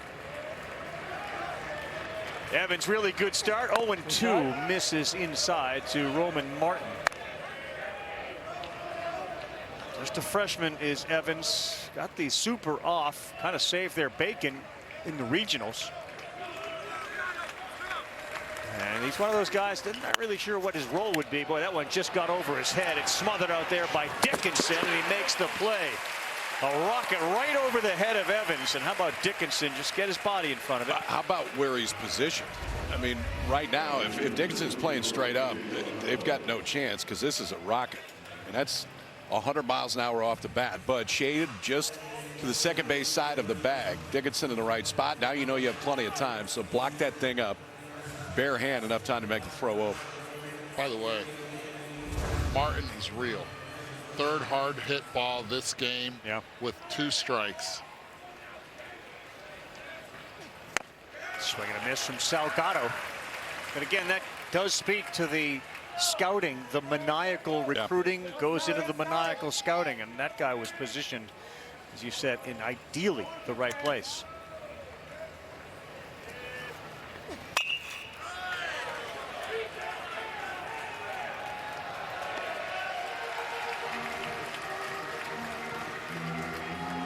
Freshman out of Texas on the mound. They will circle that outing he had against Little Rock as his best of the season. He probably would have started game 3 for him, but with the suspension last night, he had to come in here. And he just threw one to the backstop. But the heartbeat is slow. His veteran teammate Cade Anderson said about Evans, he's learning so much. He's just a freshman. He's special now, but he's got a chance to be a really special weekend starter.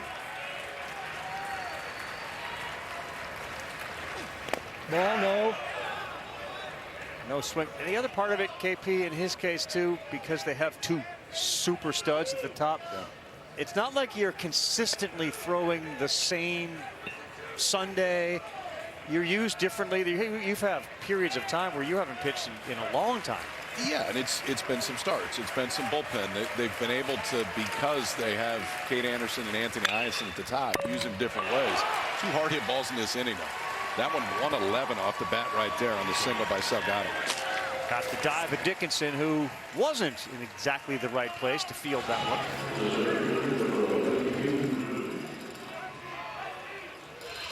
Having a pitch up and in at you that hits the backstop. He tries this splitter 2 pitches later and just stays up. Stays up on him, and good hitters will be able to capitalize on that. Kyle, how come a splitter stays up sometimes and other times it dives? What is that? Is that a grip? What is that? No, grip is the same. You just don't quite finish it. When it stays up, you release it just a tick early, and it doesn't have that bite, the down movement to it. That's the one that gets hit. Here's Peyton Brennan. He swings, beats one up the middle. It's a hard hop, fielded, and oh my goodness, he avoided Dickinson and completes the double play. Looked like Dickinson was going to set a screen for him. Usually you're just worried about the runner. In this one, you're worried about 2 runners. Dickinson not quite sure if they're going to flip it to him or if Milam's going to take it himself. Now everybody get out of the way. Milam's going to try to finish it. Don't forget the umpire, too. Look at this. 1, 2. A lot of traffic. Little kick over the top. 2 great shortstops and a terrific play. And it looks like it will be upheld as well. That is the shortstops that we have remaining in this tournament. Yes.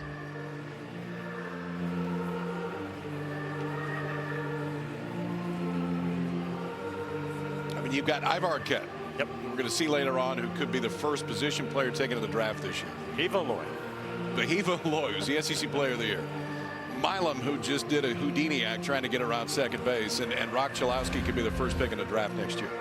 That's just here, right now, and they're still playing. That's good evidence right there. That foot was still up in the air. Speaking of Loy, see his base running the other night when he tried to make a close play at first go in his favor. His toe hit the side of the bag. Usually you stretch out, you want to hit the front of it. His toe collided with the side of it, which ultimately called him safe. After review, the call at first base is confirmed. The runner is out. UCLA loses the challenger. They have 1 challenge left. Not that there's any saving grace for Peyton Brennan, but they did hit the ball hard 3 times. Look out! Kick save and a beauty on a double play from Milam.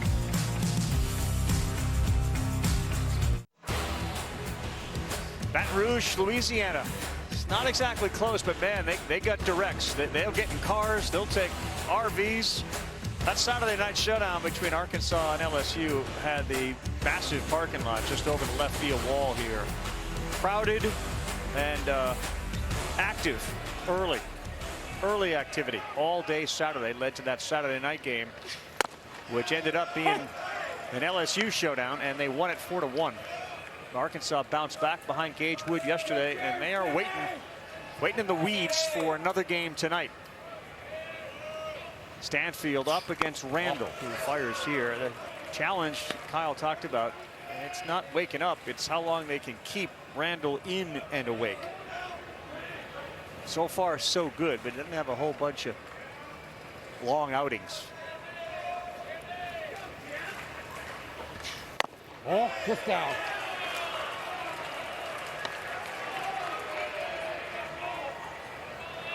Longest appearance of the year for Randall's just an inning and 2/3. Let's see if this stuff holds for a kid that just hasn't gone deep into games this year. 2-1. For those at home, the velocity when he first came in was 97, held it last inning. Now the most he's touched is 95. And that may be an indication right there, as Ian May, the lefty, is up in the Bruin bullpen. Another reminder of the challenge both of these teams face coming back off of yesterday's game. That one went off his glove. Chalowski will try, but there's no chance even Superman out there was going to make the play.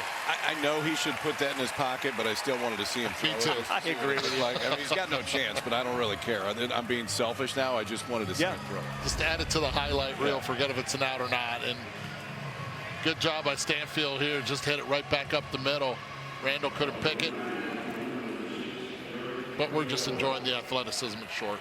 Yeah, that's almost a mind meld up there between the three of us, because I absolutely felt the same way and almost said, you just want everybody to hit it to him just so you can see what he's able to do. You're talking about Rock Chalowski. There's so many stories about his vision board. KB can talk more about that. But so far in this game, it's been the top of the Tiger order, both yesterday and today, that's done the damage. And here's Curiel. Strike one.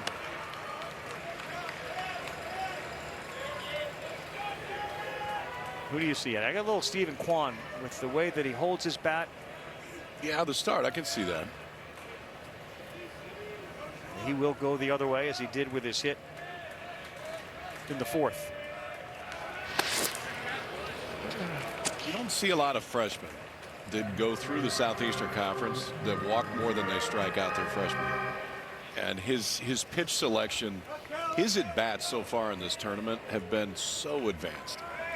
And it's not that he's hitting it off the wall every time, but he is forcing you to work every time. They go with a pitch out, and it was a good idea. It was a good idea. It's one of the forgotten beauties in the game, the pitch out. Not with John Savage. Exactly. I can promise you that. Old school manager. 1 ball, 1 strike.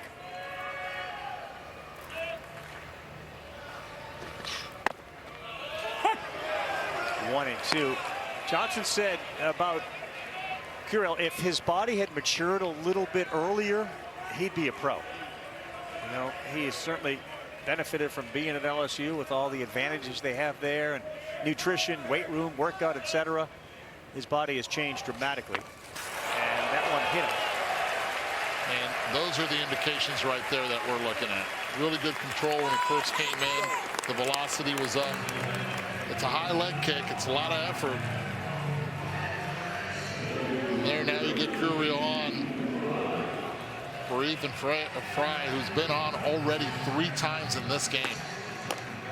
Now if you're John Savage, you got to start thinking about what happens after this. And it's already a 4-run game.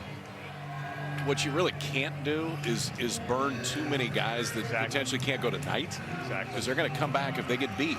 UCLA comes back and plays Arkansas tonight. And Arkansas's bullpen is rested. It helps when your starter goes no hitter and punches out 19, and nobody puts their spikes on the bullpen. So Jack O'Connor starts to warm as well. He had 2 up there in the bullpen. Yeah, big spot here. We got ourselves a 4-run game. You got Ethan Fry up, who in this game, including yesterday, has reached all 3 times, 2 walks and a single. 89-mile-an-hour slider in there for strike 1. Good morning. He's been a bit of a hard luck guy with injuries. He didn't play much on the title team. Then they decided to commit to him every day. And the day they decided that, he hurt his shoulder, so he couldn't throw. Talking about Ethan Fry. There's a lot to like, though. A lot to like, and I think you get him in pro ball where he's playing every day. You're going to see Fry just getting better and better. Yeah, that was his mom and dad there. Ross and Randy watching with 2 on and good speed out there on the bases. Oof.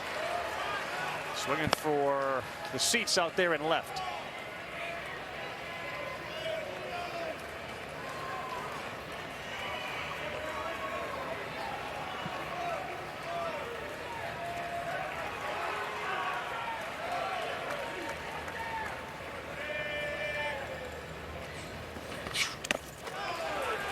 Ball.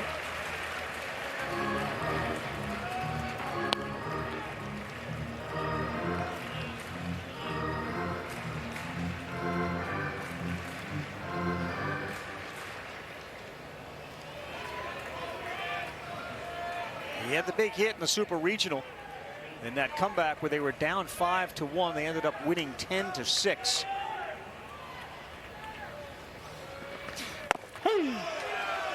Perfect pitch. And Fry is done. So there's a bounce back from a kid that was reeling a little bit.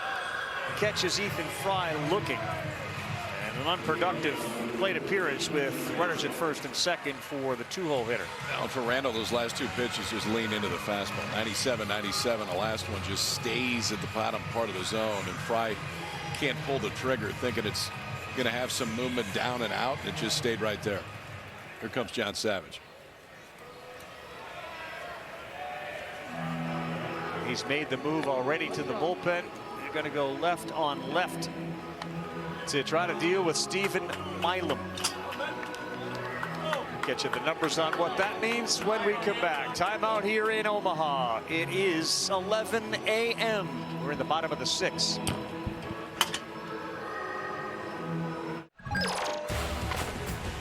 All right, so there they are. The Louisville Cardinals, they are set. They got a game coming up this afternoon, and they're taking on 2-time champion, the Adley Rutschman kids from Oregon State.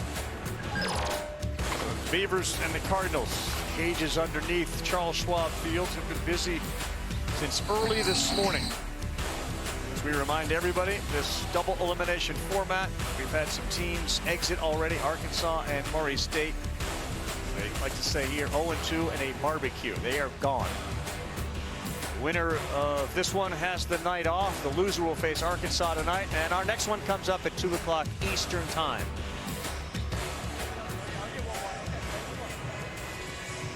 Arizona 2 and a barbecue and gone. Ian May, as Kyle just said, has some length, and unfortunately for him, sometimes the balls that are hit off his pitches have some length to them. He's given us some home runs, 15 home runs in 69 and a third innings this year for May, but he also can give you that length. This last time out went 5 innings against Arizona State. He's been over 80 pitches multiple times. I would think if you're John Savage in UCLA right now, the intent is put May in and get us to the finish line. If you give us a chance and hold it up, great. But it's kind of twofold thinking right now. You're thinking about this one, but then you also have to think about potentially playing again tonight. Stephen Milam will be up. When he arrived on the planet, he came out with like a full head of hair. So they nicknamed him the Monster. In a baseball world, that's a good nickname. But he said, yeah, that happened back when I was 2 years old.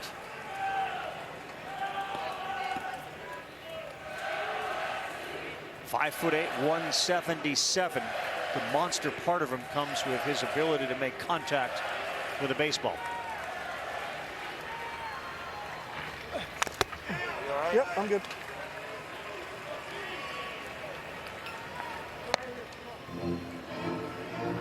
He entered Omaha hitting .290, 11 home runs, 55 runs batted in.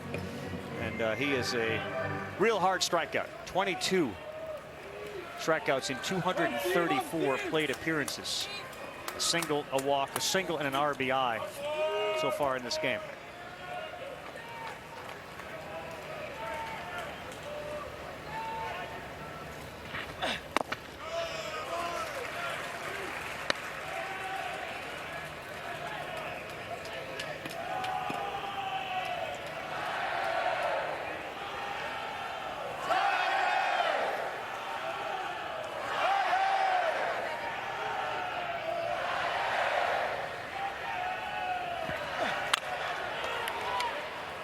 Fairly deep center field. Now circling and coming in is Brennan. Stanfield will head to third base. The throw will come into second, and staying there at first base is Curio. So they get the runner up to third, and men on the corners with 2 down for Jake Brown.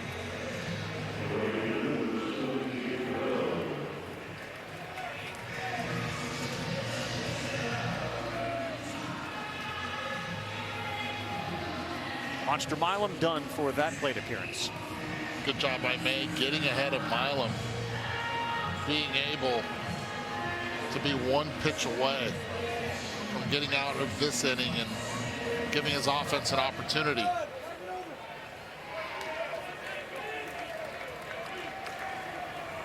Yeah, this feels like an important plate appearance again. Down by 4. And in there for a strike to get ahead. The numbers on May a little better in the postseason. 208 batting average against versus 248 during the regular season.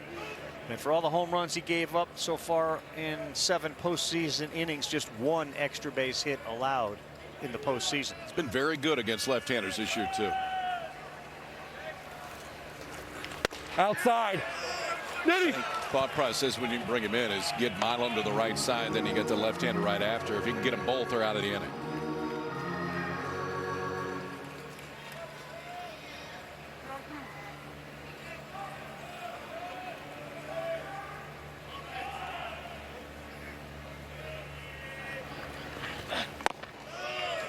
That was an important pitch there.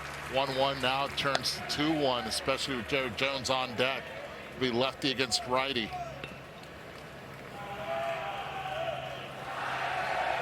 Always thought as a hitter, if I can get this 1-1 count to 2-1, major advantage. Oh, how about Brown, huh? With the shift on and playing deep at third. Martin thought about maybe laying one down and trying to steal a run.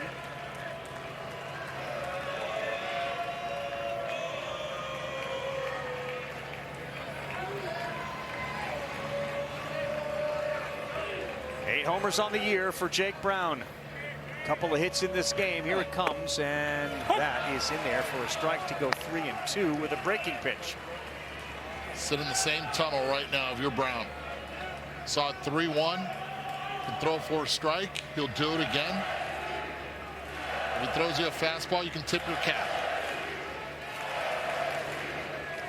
Big time pro prospect Brown. Reaches out, rolls one over to first. And a good job by May. It was a Mayday signal from Savage, and this guy comes in and gets the job done. We stay 7-3.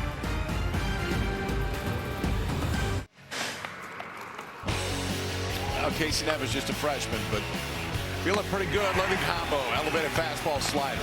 Elevated fastball, slider.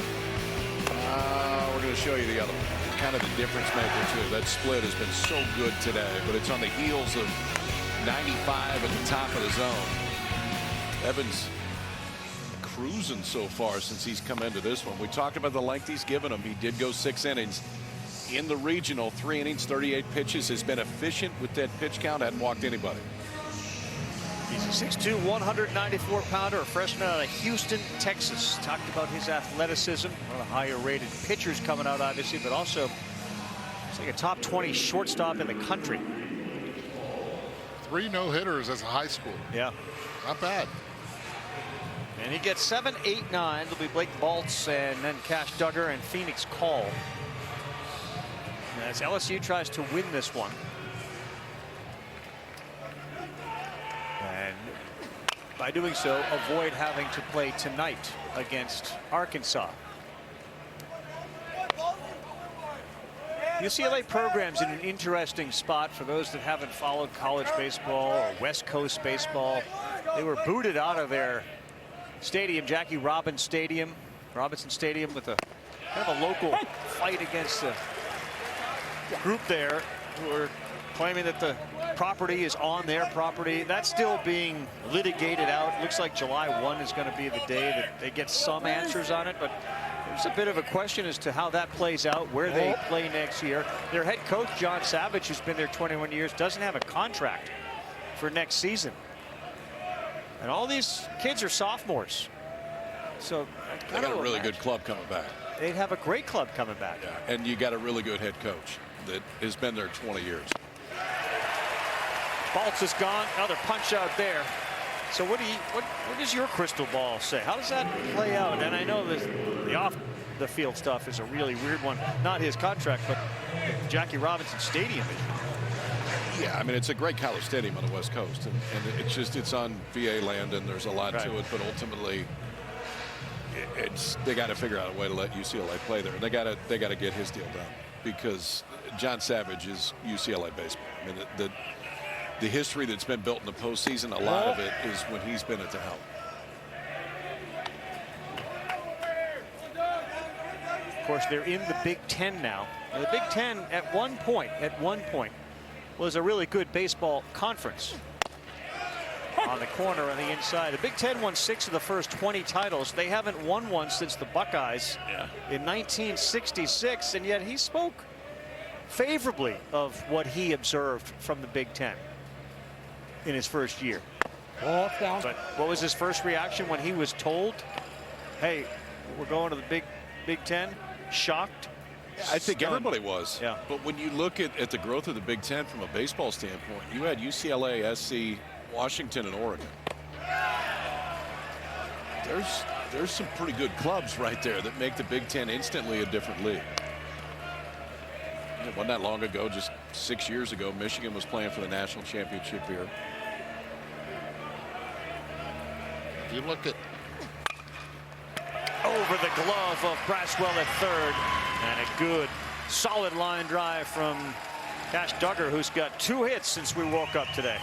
And both to the opposite field, just allowing the ball to travel, not being afraid of anything inside, recognizing if it's going to be a fastball, which it was, and then drilling it the other way. If it's a changeup, it's going to try to get elevated. Right now, really good plan. Duggar, whose father, watching right now in the Colorado organization, he's the head trainer of the Colorado Rockies.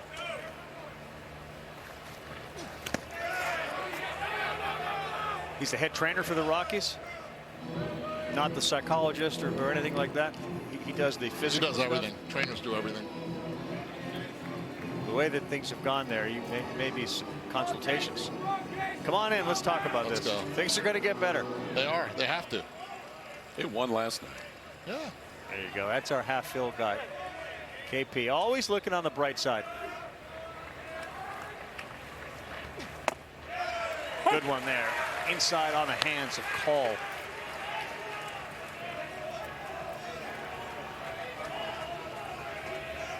We had a nasty thunder and lightning storm last night. Forecast is kind of iffy today, later today and tonight, but not anticipating what we got last night with the lightning and thunder. Oh, way inside. Call says I may clip my elbow. A couple of Bruins got off the bench, ready to assume the position. Let's take a look. He's been hit 15 times this year, and UCLA is a team over 120. So if you're going to ask for a review on this, I would think that it got him. See that elbow pad move?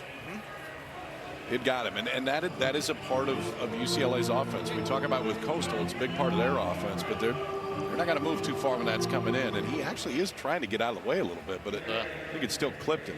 See if we can hear it. Oh. Tick, tick. Two of them. No, he got the guard. thing is, when they're reviewing, are they able to listen? Yes. Contact. We use all our senses on reviews if it's going to help us. Well, let's see if they can sniff that one out. See what she did there.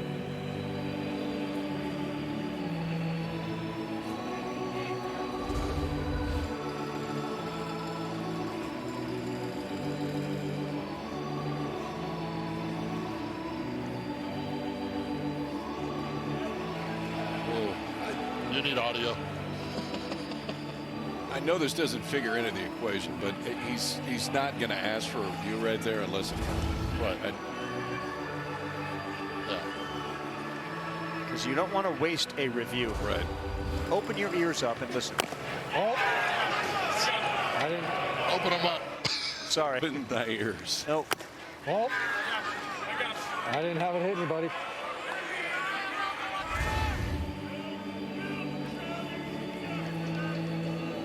It's a big one because if he's able to get on and there would be one out, he'd go right back to the top of the order for West. And sitting on Chalowski to get his first extra base hit of the NCAA tournament.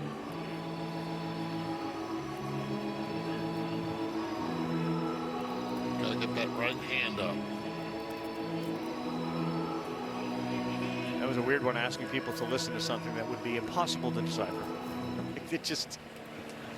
After review, the call of no hit by pitch stands. UCLA loses the challenge and have one challenge remaining. Open your ears. Has a ball come close enough that you feel something, but it doesn't physically hit you? You know what I mean? Is that possible? I don't really know what you mean, no. Where he feels it kind of blow by him and therefore that touched me, but it really didn't? Maybe. You've seen it hit uniforms. That's a strike right there. You've seen uniforms kind of brush back. I agree with you. It's a hard one to ask for a review unless you're sure. It's also a game-changing moment, potentially, though. I mean, I think it's worth taking the chance because you get the top of the order coming up. Now Evans has worked it back to a 2-2 count. Call strike three, and that at bat turned around quickly on Phoenix call. Two questionable calls. One outside, and you see a smile right there, call, and the other one down. Both of them he disagreed with. You could say the last three pitches he disagreed with. This one's down. Yeah, that's down. Just watch the glove. So often you just watch the catcher, what he's trying to do with it. Hernandez is trying to get underneath it and bring it all the way up, but that pitch is out of zone. Veteran John Savage going to come on out. The Bruins have been chirping a little bit. He's not going to be happy, and he's right. That pitch was down.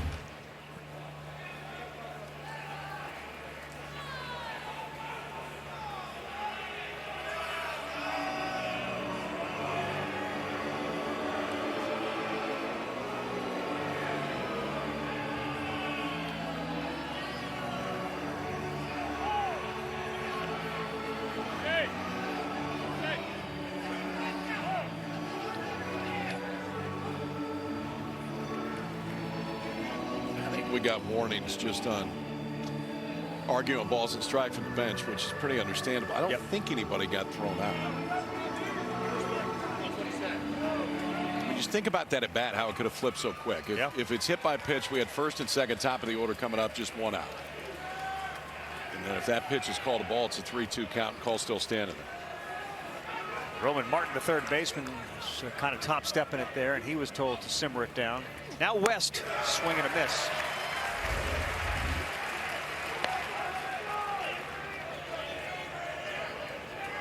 Yeah, and just behind, leaving the umpire, you can see in the right-hand corner, Savage and Martin.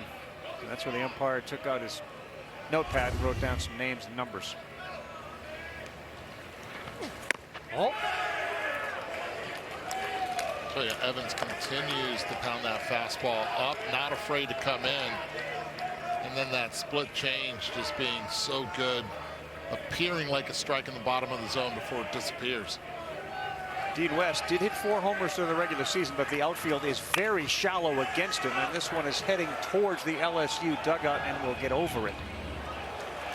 But Curiel, Stanfield, and Brown, especially Stanfield in center, is playing very, very shallow.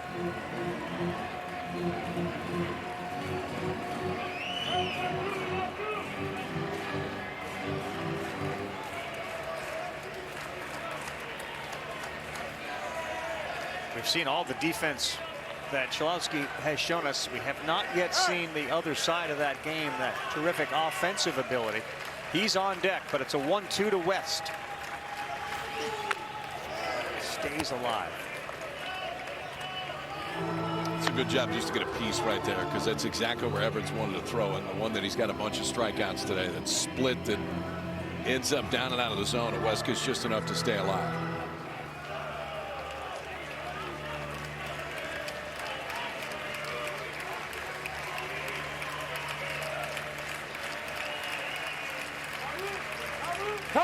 Time. Offensive conference.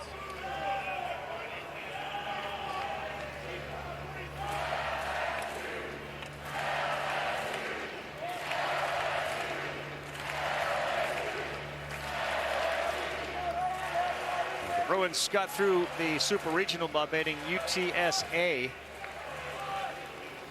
And then a big fourth inning against Maury State. Here they are trying to get to 2-0, but down. And they've been silenced by the kid that came in, Kason Evans, on the mound, who's been really good. He's got 2 outs. He's ahead 1-2. West is your leadoff man. Leading off first is Duggar. Not a big lead. Here it comes, and that one is right back to the pitcher.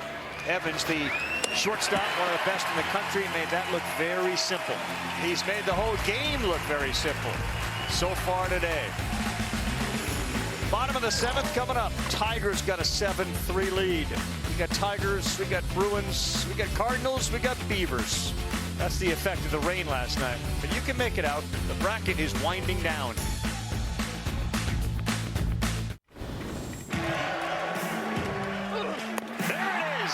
The championship was our goal when we came in, and with who Coach Johnson is, it wasn't going to take him very long to be in this position. And the Tigers can say, we are champions. To build, this program into what it's been, it's going to last longer than just this year. Yeah, Skeens overshadowed the team. Cruz was incredible against some major leaguers, obviously, who are making impacts. He set a single season strikeout record, 209. Hoisted the trophy, and he was the first overall pick in the draft. And all people have done is beg for him to get more. He started an all-star game. Of course, his relationship with Livy Dunn, very famous. They're very active out there on social media. She, too, part of a championship team at LSU. Certainly making the case they're the faces of that athletic program and having wild success. Brock Cholowski was at that 2023 World Series watching Paul Skeens. It's one of the reasons that he decided to go play college ball. When I told that story to Jay Johnson, he goes, that's really sweet. Unless we have to face Rock in the box, and then I don't like that story. Yeah, Rock was here to watch. Not sure if he had any interaction with Skeens, who was here yesterday. May delivers, and Jones waited on it, and he swung and missed. Yeah, Paul flew back to Detroit. Pirates will be in Detroit this week. He pitches on Thursday. It's a schoolboy by 1 day. That would have been special. The thing that struck me about Skeens that year was his maturity and the Air Force background and all that, and the transfer, but his ability to communicate, to lead that team. Not a rah-rah guy. But boy, when you spoke to him, you realized you were talking to somebody who was next level mature.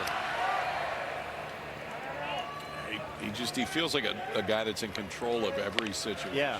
Whatever it is. And I mean, think about it, that was 2 years ago. Yeah. The things that have happened for him in the last 2 years, and how quick he became one of the best in the big leagues. He's the best college pitcher I've ever seen. Yeah, as dominant as the Wood start was, there have been some blips on the Wood radar. That was what was the special part about Skeens. You could kind of pencil in, we're going to get 8 or 9 innings. It's going to be dominant. We're likely going to win, but that's rare in college. And that was not an easy decision, remember, for him to leave Air Force and go to LSU. He's really married to the military based on his family ties to it. That's outside. That's a walk to lead things off here from May to Jared Jones. 2 years after his success, it still feels the same way when he takes the mound at the big league level. It does.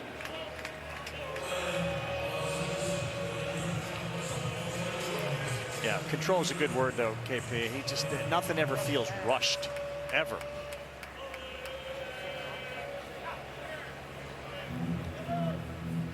This is the challenge for both coaches today, but certainly in Savage's case, falling behind as he continues to use the arms, knowing if we lose, we got a game tonight.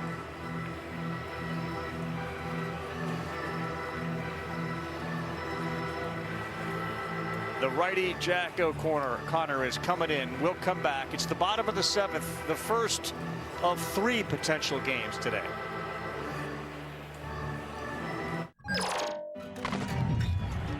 Now back to the top. He will face Murray State's best.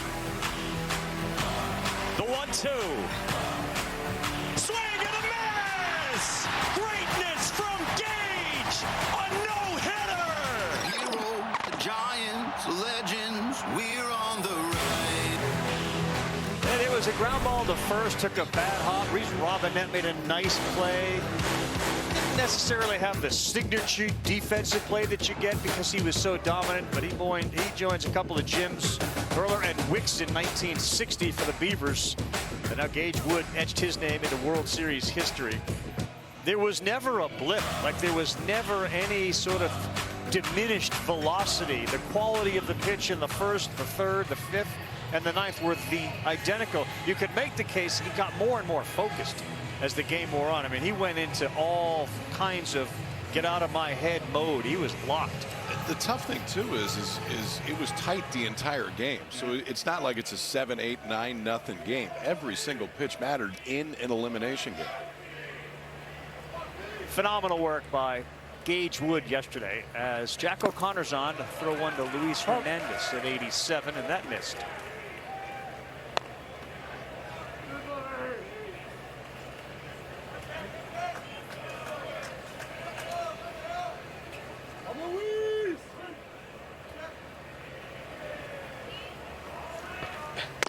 Out. That's out 2-0, with the exception of Easton Hawk, KP, who is a 95-mile-an-hour guy with 3 or 4 pitches. The bullpen for the Bruins, which has been their bread and butter, hasn't wowed. It's not a wow you bullpen, is it? With the exception maybe of Hawk. Yeah, I mean, Randall was up 97.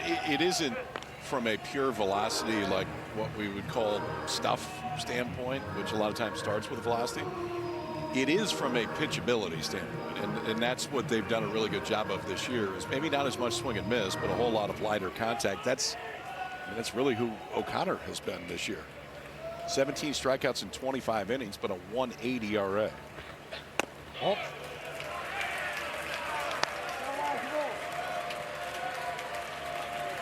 And if that's going to work, you're going to have elite defense behind you, and that's the one thing that Savage has had.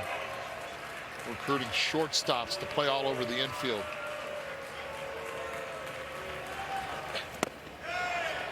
That's a good one right there. 3-2 as we go back to the changeup.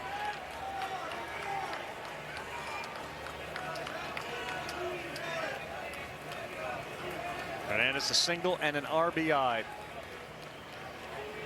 Yesterday they played at a run in the 3rd inning before that rain. On a 3-2, runner goes. And a grounder to short. Chalowski will think about second. That's the internal clock for him. No, I don't have it here. I'll go to first. And the ability to, in an instant, switch your mind. I mean, he was in a position to make the throw to second if he wanted to, Eddie. Then recognized he wasn't. Flipped the feet a little bit and plenty of time to throw to first. Trusting the arm, and most importantly, Jay Johnson getting the runner in action, knowing the numbers that you talked about. Not a lot of swing and miss. Stays away from the double play.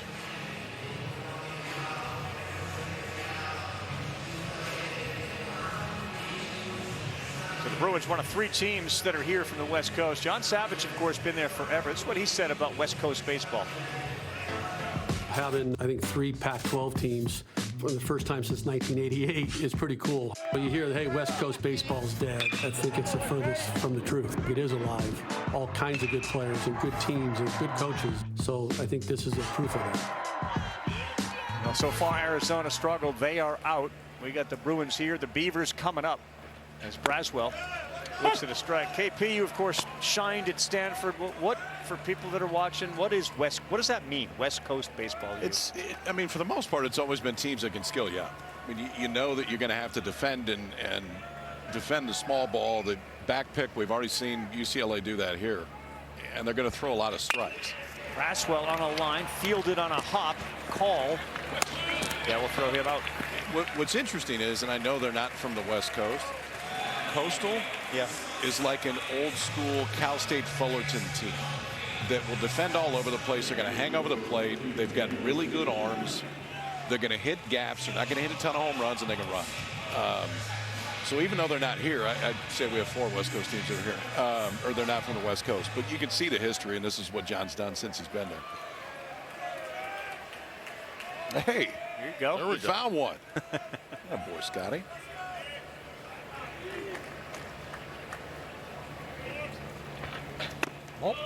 Now, West Coast baseball, given that we cover the Little League World Series and we have seen so many great Little League teams come from the West Coast, whether it be Arizona or California, it starts when they're young. Is that because they're playing year-round? Is that where the West Coast baseball is born, right? Yeah, I think that's part of it, and teaching that style of game. What's interesting is a lot of the kids that used to be playing West Coast baseball on the West Coast are playing other places. Curiel is a pretty good example of it. I mean, that's a kid that embodies what you would consider, and now he's playing at LSU. Aaron Judge was a West Coast kid growing up, of course, making a living in New York and using the power game to dominate the major leagues. He hit in this ballpark. Won the college home run derby when they had it. Eduardo interviewed him a couple of weeks ago, showed him footage of his young Aaron Judge swing. Completely different than what we see now. Boy, has he made the adjustment. Most home runs he hit at Fresno State one year was 12. His junior season. 12 is a month's work. He had a little giraffe kind of look to him in college. There was a ball, it was at high school, whatever footage you show where he kind of came in, stumbled, fell down. As he said, he's a lot more graceful now than he was then. Dickinson reaches out, trouble here. If it drops, it's another run, and it will. End of the bat, Daniel Dickinson just drops it in. It brings in Jared Jones, and a wry smile. It's 8-3 now, LSU. Well, the little things in the game. Staying away from the double play on the Luis Hernandez ground ball. Putting Jared Jones in position to score. Then after that, Daniel Dickinson being able to get his first hit of the game. And it's a big one. Adding to the lead. Giving Evans more of leeway on the mound for LSU when he gets back on the bump.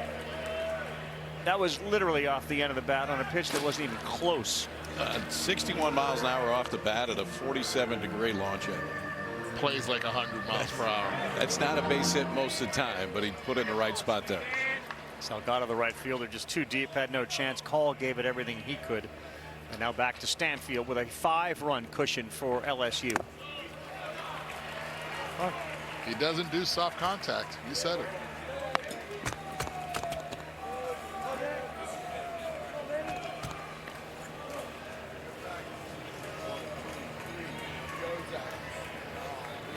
Looking for another one.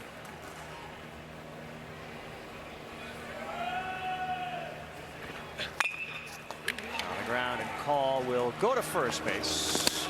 And we will have much more coming up on the shortstop, Brock Chalowski. He is leading things off for the Bruins. They're in a hole. We head to the 8th inning when we come back.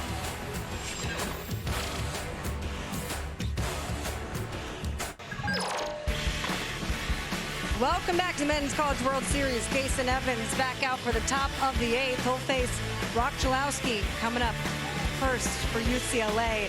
Rock basically manifested his way here to Omaha. He put together a vision board. On the left, you see a bunch of stats. On the right, it's more of awards. First team All-American, Conference Player of the Year. And at the bottom, Omaha, because that's the big goal.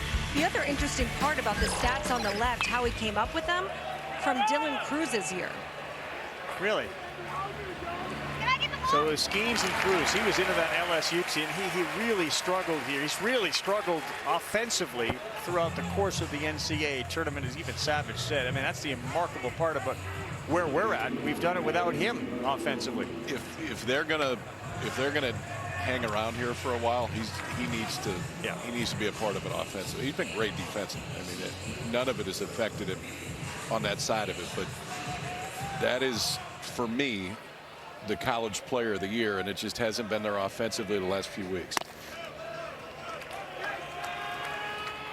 And you looked at that vision board and you saw the statistics on the left and kind of the individual accomplishments on the right, but his point about the individual accomplishments when he wrote up the vision board was, if I can accomplish those, it means the team is doing really well. And he is a team, there is no question, he is a team first guy. They will all tell you that. And he carried them offensively through most of the season. He was on base. He had the 23 homers. He had the 74 RBIs. That's why Lavu, who's up now, was able to have 85 runs batted in. And it happens. You come to Omaha, and certain guys, rise, other guys struggle, and the next night they can figure it out. In fact, that night they can figure it out. That's what they certainly hope to see happen for him. I think the first thing that scouts, organizations look at, obviously the makeup, and being a scout's son, he understands how important that team aspect is, and do not let it affect on the defensive standpoint. And he has not allowed that to happen. Come on, come on. We talked when we came back on the air today, just Case and Evans, how far can he go? He won 109 pitches against Little Rock, and so ultimately can finish this if they won. But LSU now smelling the finish line with double barrel action going to that bullpen. I would think he finishes this inning, would be surprised if he comes back out for the ninth. On the ground and through the hole between first and second. That's a good piece of hitting by Lavu, because that ball was down. So you mentioned maybe getting him out. We saw their starting pitcher, Anthony Ianson, KP, when I was talking with Jay, 44 pitches yesterday before he came out, and you could tell he was already thinking, all right, so what do I need to do? When is he going to be available again? Is that part of the consideration here with Evans on the mound?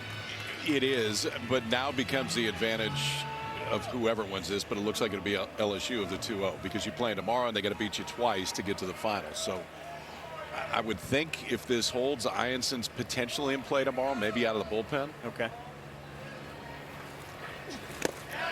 That one gets by, and it's going to send down to second base. Lavu will take a big turn and stay there. Yeah, it's funny.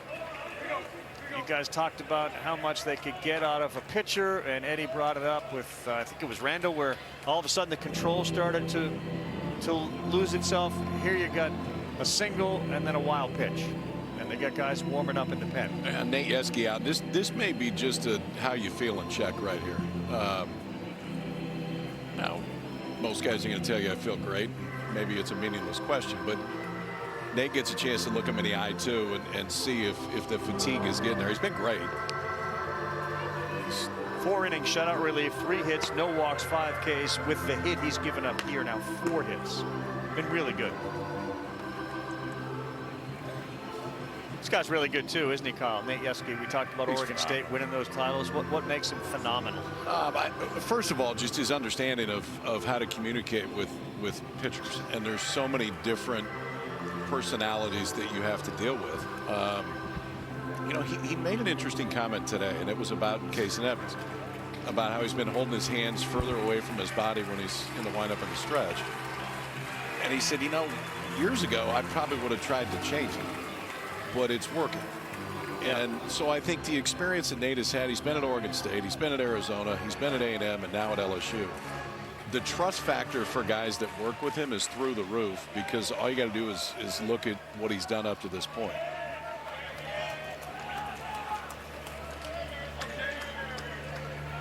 .65 pitches so far in this one, and the next one to Roman Martin.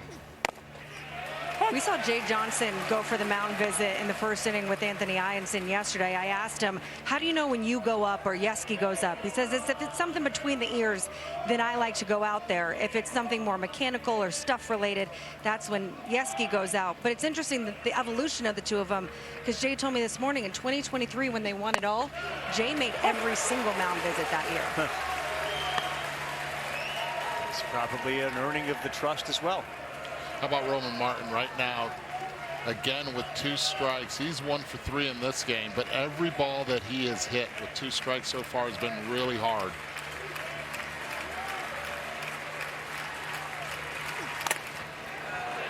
Time, first base. Listen to this. You want to listen to one. Listen to this one. Well, and watch the knob of the bat. That'll be the only question as to whether or not LSU does anything right here.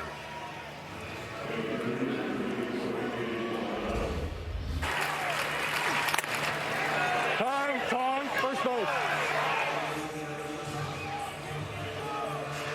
Definitely the backhand. Okay. You got a wild pitch and a hit batter. Yeah, and you feel like if you're the Bruins, this is your chance. You got 1 out, 2 on. Left on right matchup, and I think that's why Jay Johnson's coming out right now. I bet they go to the left-hander here.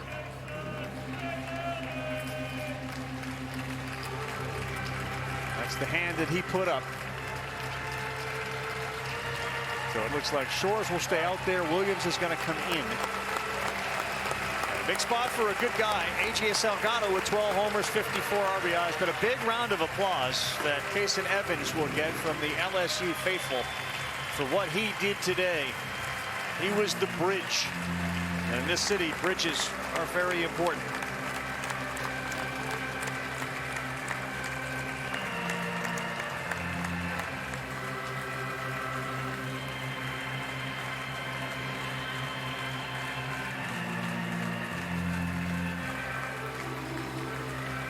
We will walk Kason Evans off on a job well done. Started early, man, 10 a.m. We know college kids aren't too used to that. He was outstanding.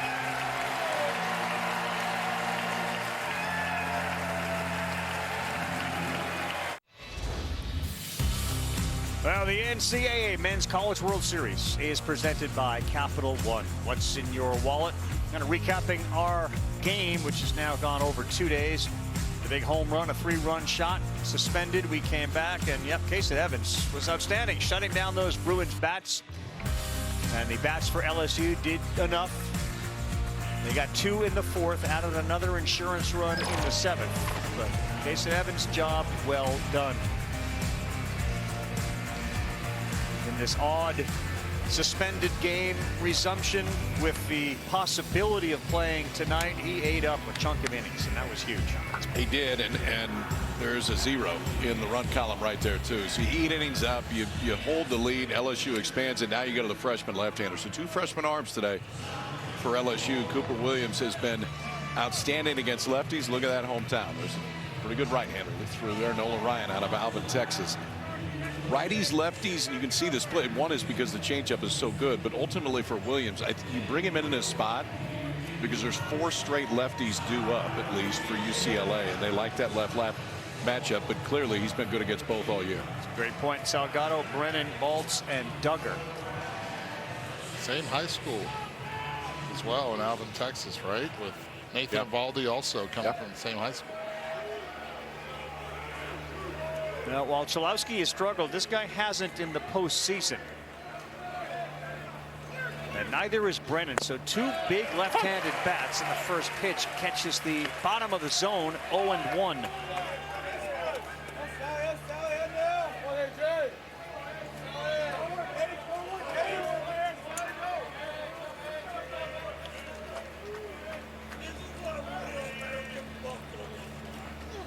Outside. Salgado had the big 2-run double. Came against Murray State. Michael Barnett was very good in that game. He allowed Murray State only 3 hits. That's a good offense that he quieted down. So 1 down, looking for a ground ball. Big swing right there from AJ.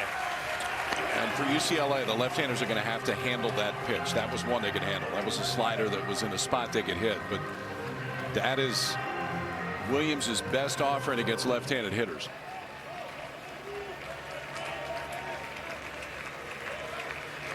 AJ and all the other Bruins talked about wearing that uniform, the 4 letters on the front, being able to play at Jackie Robinson Stadium with a chance to get here. 1-2, and he's way out in front and rolled it over. That's another part of the West Coast baseball conversation, the pride that the kids from the West Coast take in staying home if they can and representing. And this is one of those schools. Look at the makeup of the team. So many are recruited and stay. There's not a big portal push from John Savage. A 1-2 with 2 on, down by 5. That's exactly where our catcher Luis Hernandez set up. He was 6-8 inches off the plate right there. If they were going to miss, they were going to miss there. He was down there low. Remember, the umpires, what they do is they look at the knees so they can gauge if the ball's down or up. He drops that knee from where the umpire standpoint is.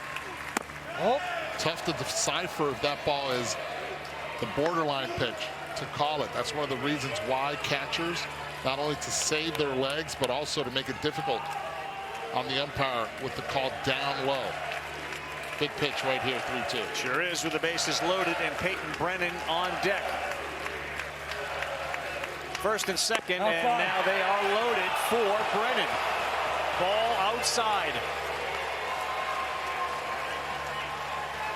And here you go, if you're a Bruin fan, this is your chance.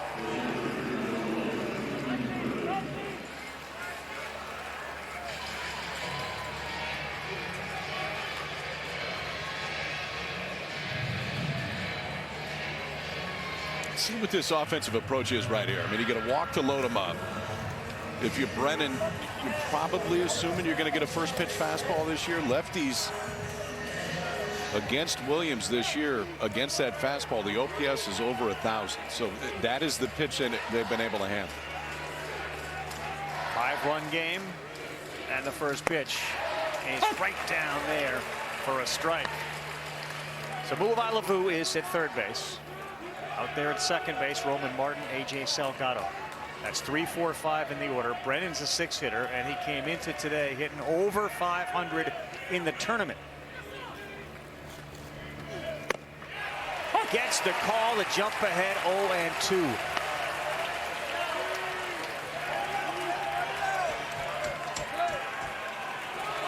The batting average in the tournament has come down to 464, a 300 hitter during the regular season.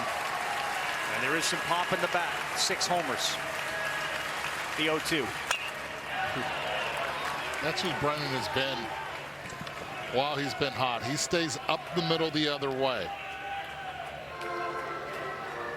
So far today, everything's been ground ball to the pitcher, 2 ground balls to the shortstop.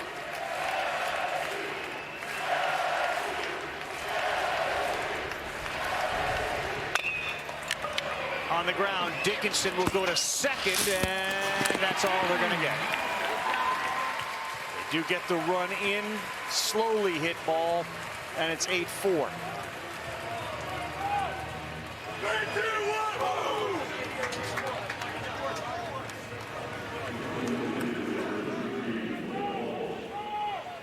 That's what that pitch will do. It'll force you to hit it on the ground as it's slow and it's on the outside. He rolled it over.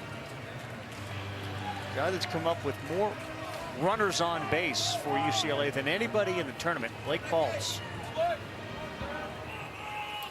Has not yet delivered that big hit. This would be massive. Yeah, it feels like if the Bruins are going to have a chance, he's got to get one here. You got to go crooked number, 2 outs here in the 8th inning and keep tightening this LSU lead.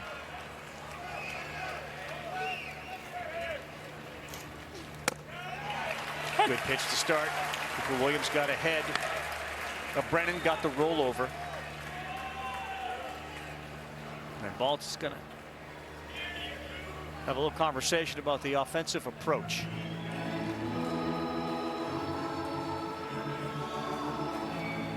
And Brian Ward out to talk to him right now, and some is probably approach. The other is to make the freshman stand out there for a little bit too.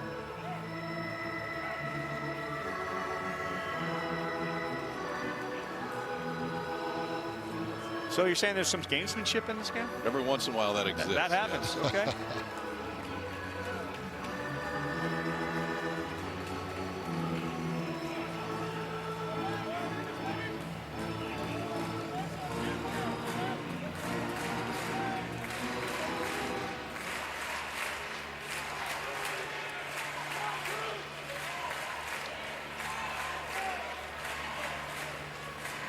You see 286 against lefties. Decent numbers for Baltz. First and third pitch. Ball just down. Ooh, close, right just below the knees.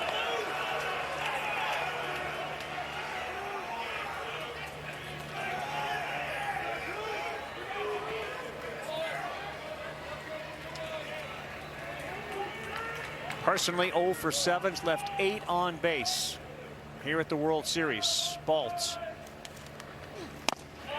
takes one right down the middle. That just tells me right there he's sitting slider on that first pitch and on that one, the third pitch of this at-bat. 2 fastballs.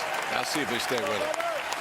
They've been working the bottom part of the zone. The last 2 just missed with 1. Got the call right there to get the count 1-2 with back-to-back fastballs. Catcher sets up outside. The 1-2. 2 balls and 2 strikes.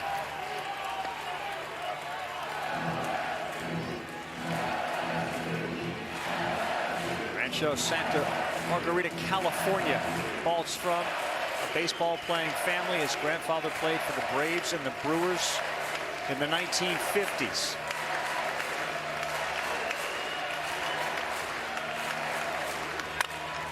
Two and two, up the middle, slowly hit, backhanded, no play. So slowly hit that Dickinson didn't have a play on it. It brings in the run from third and Martin. And lo and behold, UCLA will bring the tying run to the plate. They had Dickinson shaded way to the pull side right there, but Milam didn't exactly follow.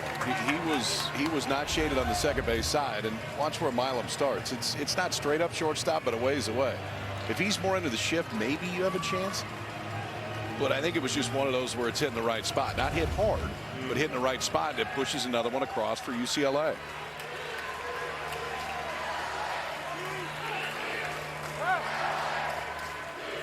And another left on left, Cash Duggar. Oh, a little high. Look back now at the bottom of the 7th inning. How big was that hit by Dickinson? Add that run to LSU. Cash is the 8th hitter. 3 homers on the year, 25 runs batted in. Outside. Leaves it alone. He's had some really good at-bats here. Talk about flipping a count right there. And he goes after that one and misses. It's 1-1. Instead, the take makes it 2-0. And now it's starting to get a little more interesting in there.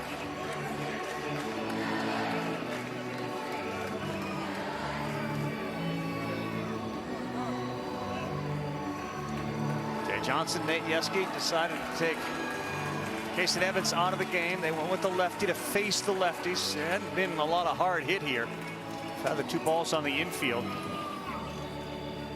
Now Duggar. He's got them talking. He is the tying run. At one point it felt like LSU was in complete control.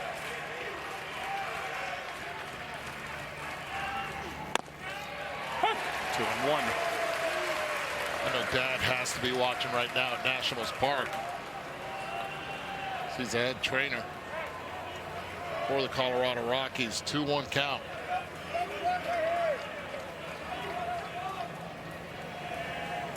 Brennan and Baltz, the base runners. Ball loaded. 3-1, another good take. 9 9-hole hitter Phoenix Call, who, remember, had that plate appearance in which he thought he got hit by a pitch, ended up striking out. Chance, perhaps, at some redemption. 3-1. Hitters count. And he lost him with a walk, and they are loaded.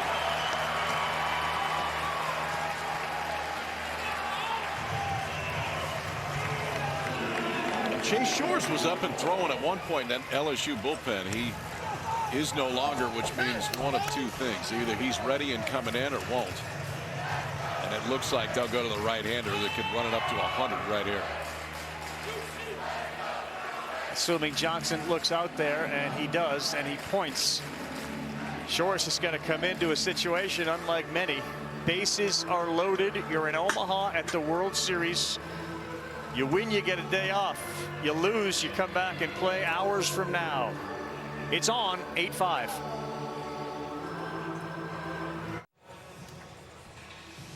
Well, good morning, good afternoon, depending on where you're at. Just after noon here in Omaha. And Omaha starts with 8 in the College World Series. We've eliminated Arizona and Murray State. Arkansas is hanging around here waiting to find out which of these two teams they will play tonight at 7 Eastern time. Oregon State and Louisville both 1-1. Well, it doesn't happen a lot, but there's some experience, and guys that are here know about it as well, including LSU in 23. You start 1-1 and win the title. These are the teams since 1990. It's not the preferred road. It's the road less traveled, but it's a road you can get home on. And all right, here we go with a 6'8", 252-pound flamethrower, Chase Shores. This is a road with a high speed limit right here, because Mr. Shores can run it up in excess of 100 miles an hour. It is power on power right here. 64 strikeouts, 57 2/3, and one number that jumps out a little bit. Bases loaded, 2 outs. He's walked about 5 per 9 right throughout the course of the year. Which is the risk, right, with the bases loaded. His last warm-up pitch came in at 97 miles per hour. He's just getting loose.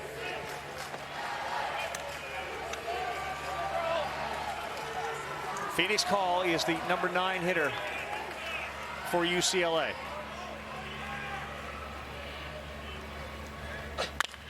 And he hits one on the ground. It is fielded and flipped, and in one pitch, we go to the beach, the shores, and he calms everything down. A little rollover, Milan made look easy. UCLA can taste it. And the Bruins have done it. They win their first ever national championship. There it is. And for the first time since 2009, the Tigers are champions. Yeah, both of these teams know what it feels like. LSU destroying Florida in that game. One pitch to get out of the bases loaded jam.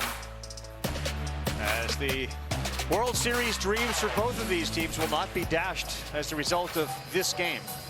UCLA in a hole. That was a massive opportunity. And Shores went with a slider to get the rollover. August Souza is going to be on the mound, guys. He's the pitcher. He is the 7th Bruin pitcher used. Kyle, people at home wondering, if you pitch in the morning, can you pitch at night? Yes.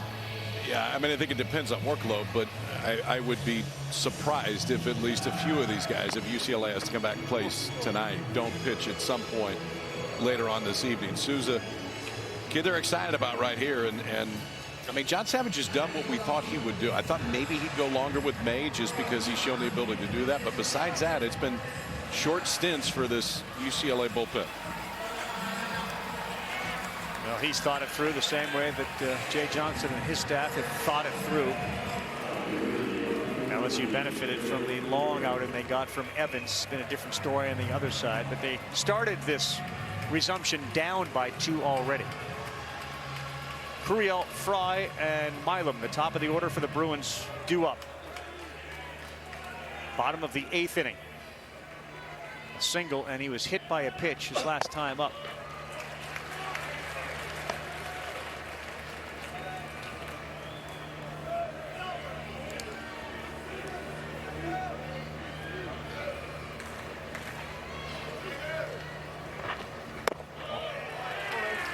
Two balls, no strikes. It's a lot of hand motions you watch from Curiel, you see a lot of major leaguers do that too. Soto, of course, Juan Soto, famous for hitting himself on the right thigh, using his hands, talking to himself. 2 balls and a strike.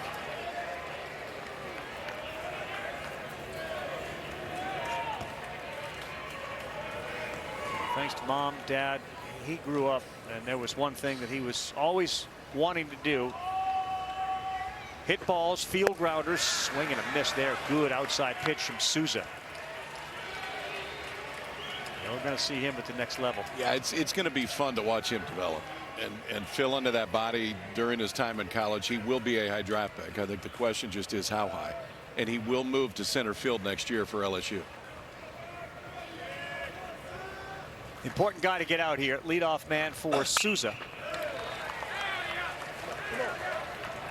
Souza very slider heavy to both right-handers and left-handers. It's a pitch that he throws more than the fastball and anything else, and he's been pretty slider heavy in this at bat already to Curiel.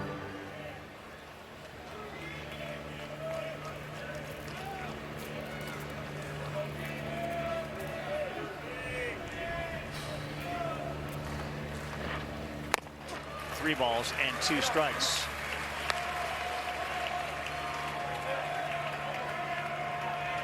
Seen Curiel throughout this entire postseason work counts for being down 0-2, 1-2. He can work it all the way through a walk. Very disciplined. Got a 55-foot long batting cage in this backyard. And this one is to call. And Curiel, who hustled, is out at first base.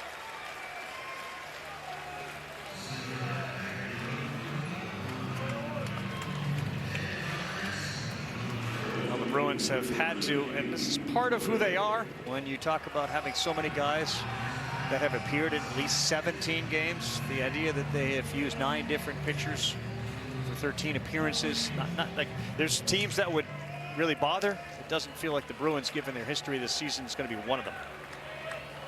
So Curiel is out, and Ethan Fry, the 2-hole hitter. Ball just down.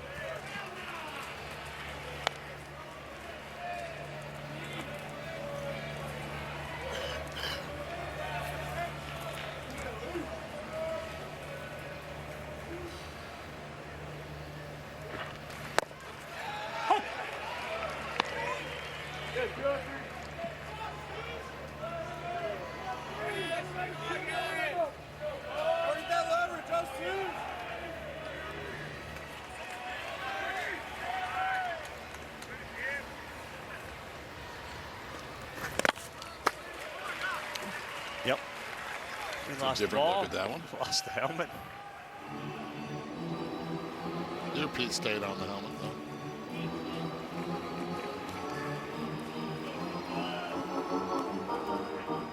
So just go back to Curiel for a second. That batting cage, they ultimately have that thing resting on turf out there because, as his dad said, we had regular grass. It got so torn up. The dirt, it was once a nice yard. It was an eyesore. So we now have turf in the backyard with the batting cage, which he started using when he was just a little kid. His older brother went off to play junior college baseball. And again, those are the qualities of a kid that ends up playing at a major power program. You have the benefit of a batting cage in your backyard. You have a turf backyard. Yep. You probably love this game. 3-2. We did a feature Sunday night because it was Father's Day, KP, of all the Dodger kids that were on the field, and they also had some footage from their backyards where they were playing t-ball and just doing imitations of their dads. There was a lot of backyard envy when you saw where those kids were growing up. Plus, they also have Dodger Stadium as your playground. Yeah.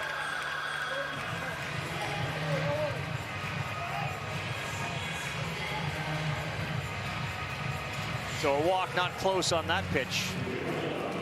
And here comes the monster Milam.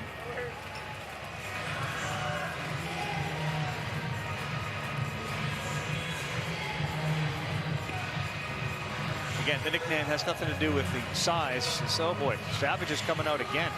They may try to switch Milam to the other side of the plate here.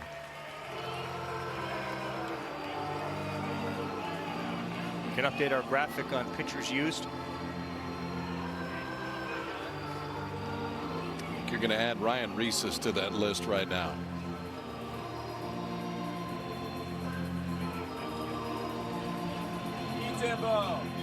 It is not. Easton Hawk coming in the game. All right, now. Here comes your stuff, Rav. You're going to get a little bit right here. Yeah, with 1 out in the 8th inning. The closer is coming in.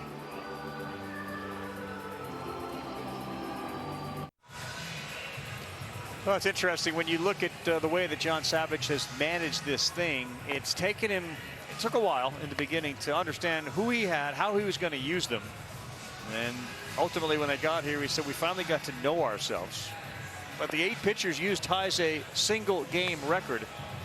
There's got to be people who are curious, why is Easton Hawk in this game trailing by 3? Well, top of the 9th. I think he's going to try to give his team a chance to come back. And top of the 9th, you have West Chalowski coming in, and those 2 guys, high on base percentage. It's going to give a chance and an opportunity to LeVou and Martin to get some at-bats with runners on base, and that's what they're hoping on. That's what he's hoping on. Give his team a chance. And I asked you, Kyle, like, can you pitch in the morning and then come back at night? But you'd think if they play tonight and they're up, you'd like to get this guy in 8th inning before you wait till the 9th inning. Yeah, I mean, probably lengthen him out. I think to Eddie's point, you're trying to give yourself the best chance to not have to play tonight. Now, your offense is going to have to be really good in the UCLA half of the 9th inning, but Hawks got to get him there at this point. This is premier stuff. Yep. You guys got a chance to see him in the opener, but it's mid to upper 90s fastball, so a little bit different from what LSU has seen out of the UCLA bullpen so far today. Yeah, no, Stephen Milam's going to see something that probably is going to feel like 112. And there's a good pitch mix here, but we're not going to see the changeups that we have seen so far. Tell you what we just saw was Milam's hair. I love that. Took that helmet off. He's had it since he was a baby. There's an easy one at 95. Real easy look to that.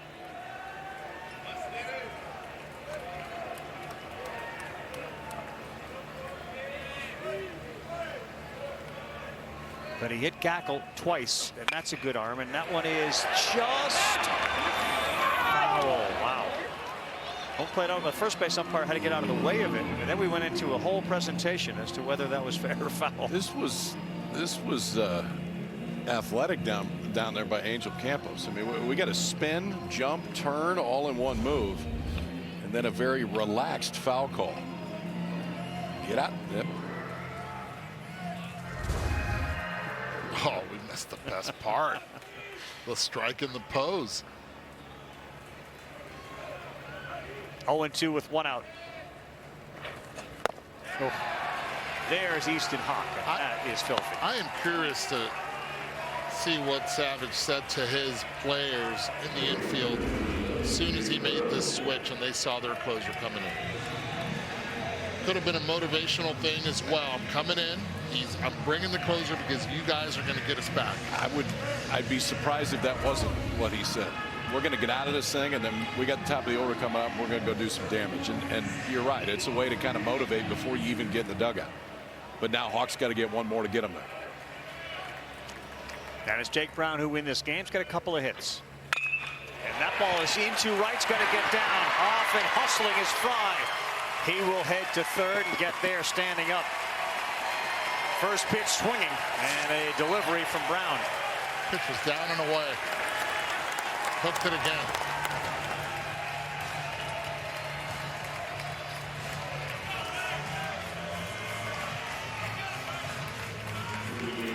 Talk about power against power, KP. Yep. What we're about to see.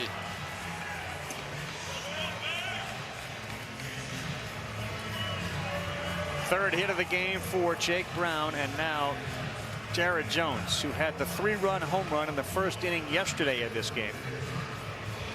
Walked and scored his last time up.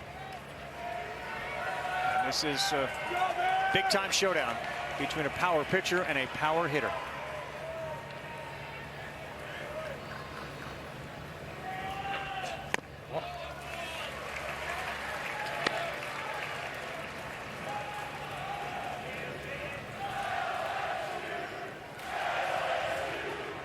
They like the 3-run home run a lot, and they like the idea they're 2 on for their son now. 1 ball, no strike pitch. Right there at the letters. Talk rolls, and that's one thing that they've defined on UCLA. They know who their 7th inning guy is, and 8th and 9th. Pitchers are creatures of habit too. This is a different spot for a guy like Hawk. Jones hits a line shot right back up the middle, and there's another runner of insurance, and the plan of the pitching backfires on the Bruins. It's 9-5.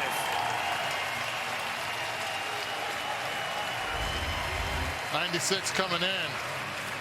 Tell you this, it wasn't 96 coming out right down the middle, and it's all about that first pitch in the at-bat. He took the slider, tracked it really well, and then sets it up for that one pitch, the fastball, the same type of pitch that he took deep last night. That's a big run right there. And remember, Jared Jones had an 0 for 5 5K effort. The team, the coach put their arm around him. They took the off day to work on it. He comes back, blasts a 3-run home run yesterday, and that is the beauty. That is such an important part of this sport. And their last 5 runs have come with 2 outs. Bounce back and forget. Ouch, that one got Hernandez. And it's coming apart here for Hawk as he loads him up.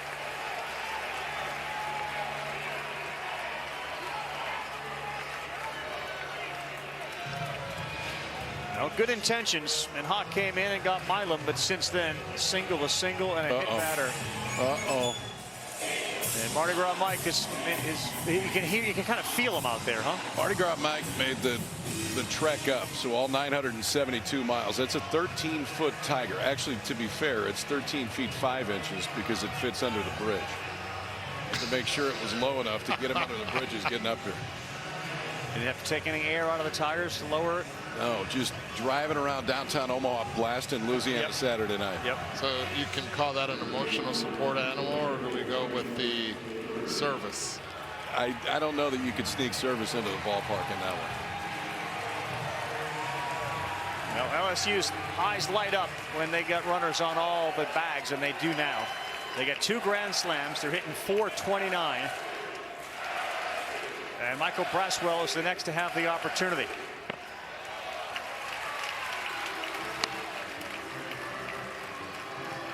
Savage had to go out and tell his team, look, we're doing this, so we got a chance here. You had to also wonder who spoke to Hawk about this.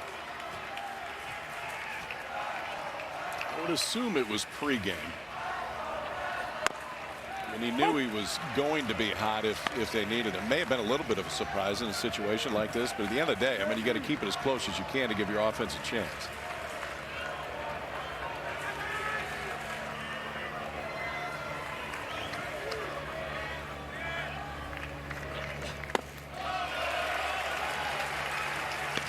Two balls, 1 strike for Jake Brown down there at third base. Jones and Hernandez. And LSU and Mardi Gras Mike. The Tiger takeover right now in this game. And 3 balls and a strike for Easton Hawk.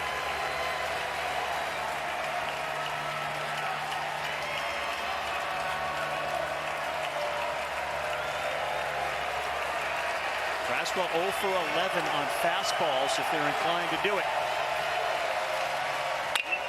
He gets into this one on a line to left, and West does a little dance out there, but he makes the play. They'll leave him loaded. And LSU's got a 9-5 lead as the guy right there loves the feedback he's getting from his bat.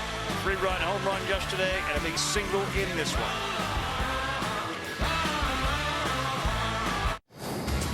We're back, everyone. Let's take a look at the Capital One rewarding performance.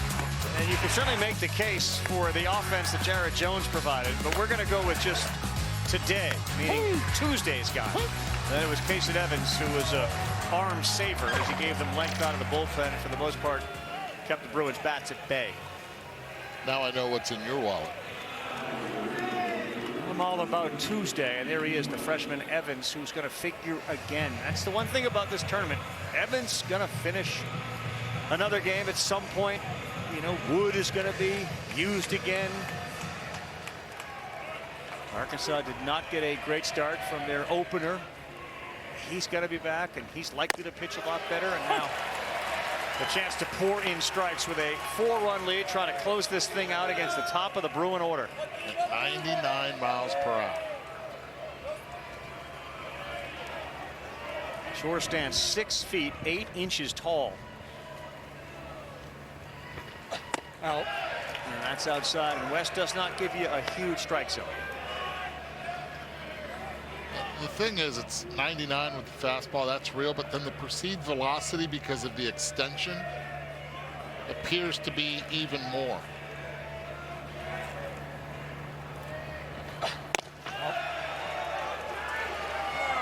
.99 to start, and back-to-back sliders that miss off. And talked about the patience of West, and he will do that to you. 49 walks and 27 strikeouts for West coming into this game. Dad Brian Shores watching son trying to seal this thing and send them to a night off. 2-2. Bruins back at it if they are unable to come back at 7 Eastern against Arkansas. And then the winner of that will get LSU tomorrow night, assuming LSU hangs on. Otherwise, we'll have another Arkansas LSU game this evening.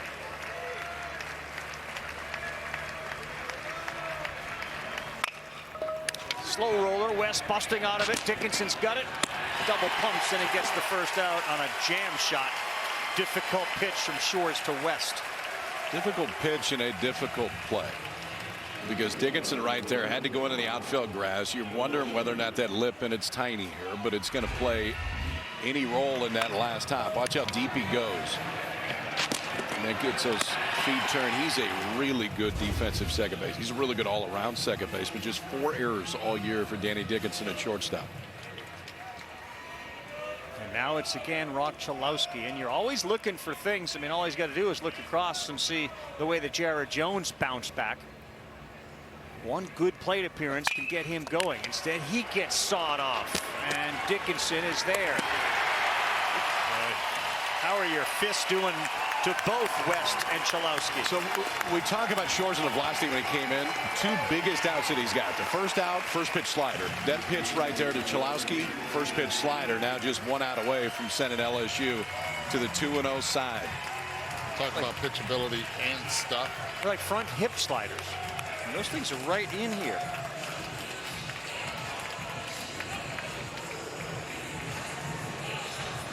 LSU's going to go far. Shores is going to play a big role.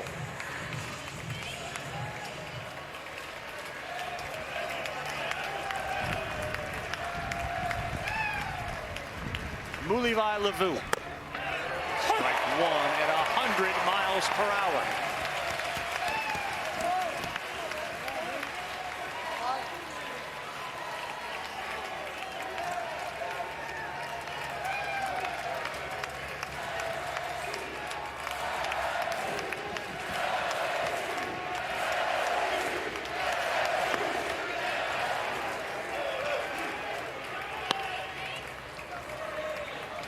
Both coaches in a perfect world, wouldn't want rain, but last night both really wanted to finish the game last night, and Mother Nature wouldn't cooperate. And LSU on the verge here of having the rest of the day off. 2-1 way inside.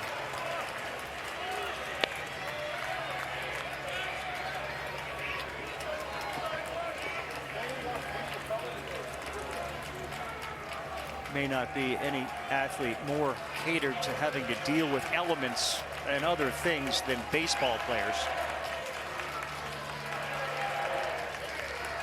2-1 and another one to second. Dickinson is up with it, and the Tigers go to 2-0.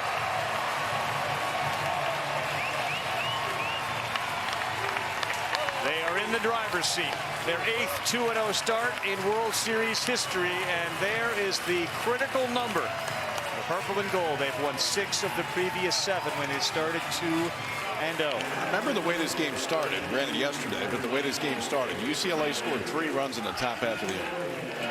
And from that point on, the LSU offense started showing up. Ianson founded for a couple innings, and the freshman Casey Evans just settled everything down on the mound, let that offense continue on, and the Tigers with that 2-0 start. How about Jared Jones coming back from an 0-for-5 strikeout performance in game 1, a game they won, and this time he said, boys, just get on my back offensively. I'll drive in 4. And don't let Chase Shores get lost in this thing. I agree. When he came in, it's bases loaded. I mean, one swing changes it right there. He got 4 ground ball outs to change, got him out of the jam, and then a quick ninth to finish it. He picked up his first career save. Evans gets the win. He got the save against Arkansas in game 1. He's been a huge X factor. We'll see what they do with Ianson, but they have the rest of the day and night to chill and game plan. That's the first time UCLA has lost in the tournament, and it's the first time in a long time they've lost when scoring first. To Kyle's point, they led this game 3-0. Let's go down to KB. Kaysen, congratulations. Knowing what was in store if you lost this game and having to play tonight, what did you feel like you had to give your team on the mound today? I mean, just go out there and compete was the main thing. I knew if we lost, then we'd have to play again tonight, and we really didn't want to do that. So just had to go out there and give it my best and pray for the win. Sleep fast, quick turnaround. What was the preparation like for this morning? Not much preparation. I probably got 3 hours of sleep last night. But woke up and was ready to go and was excited to be out here. Feels like a while ago, but Jared Jones had the home run coming off a tough night the day before. How different is this offense when his bat gets going? I mean, his bat, everybody, it doesn't matter whose bat is hot, but especially with him, when he starts hitting the ball, then everybody's going to hit. Congratulations. You deserve a nap now. Yeah, I'm going to take one for sure. Guys. Thank you.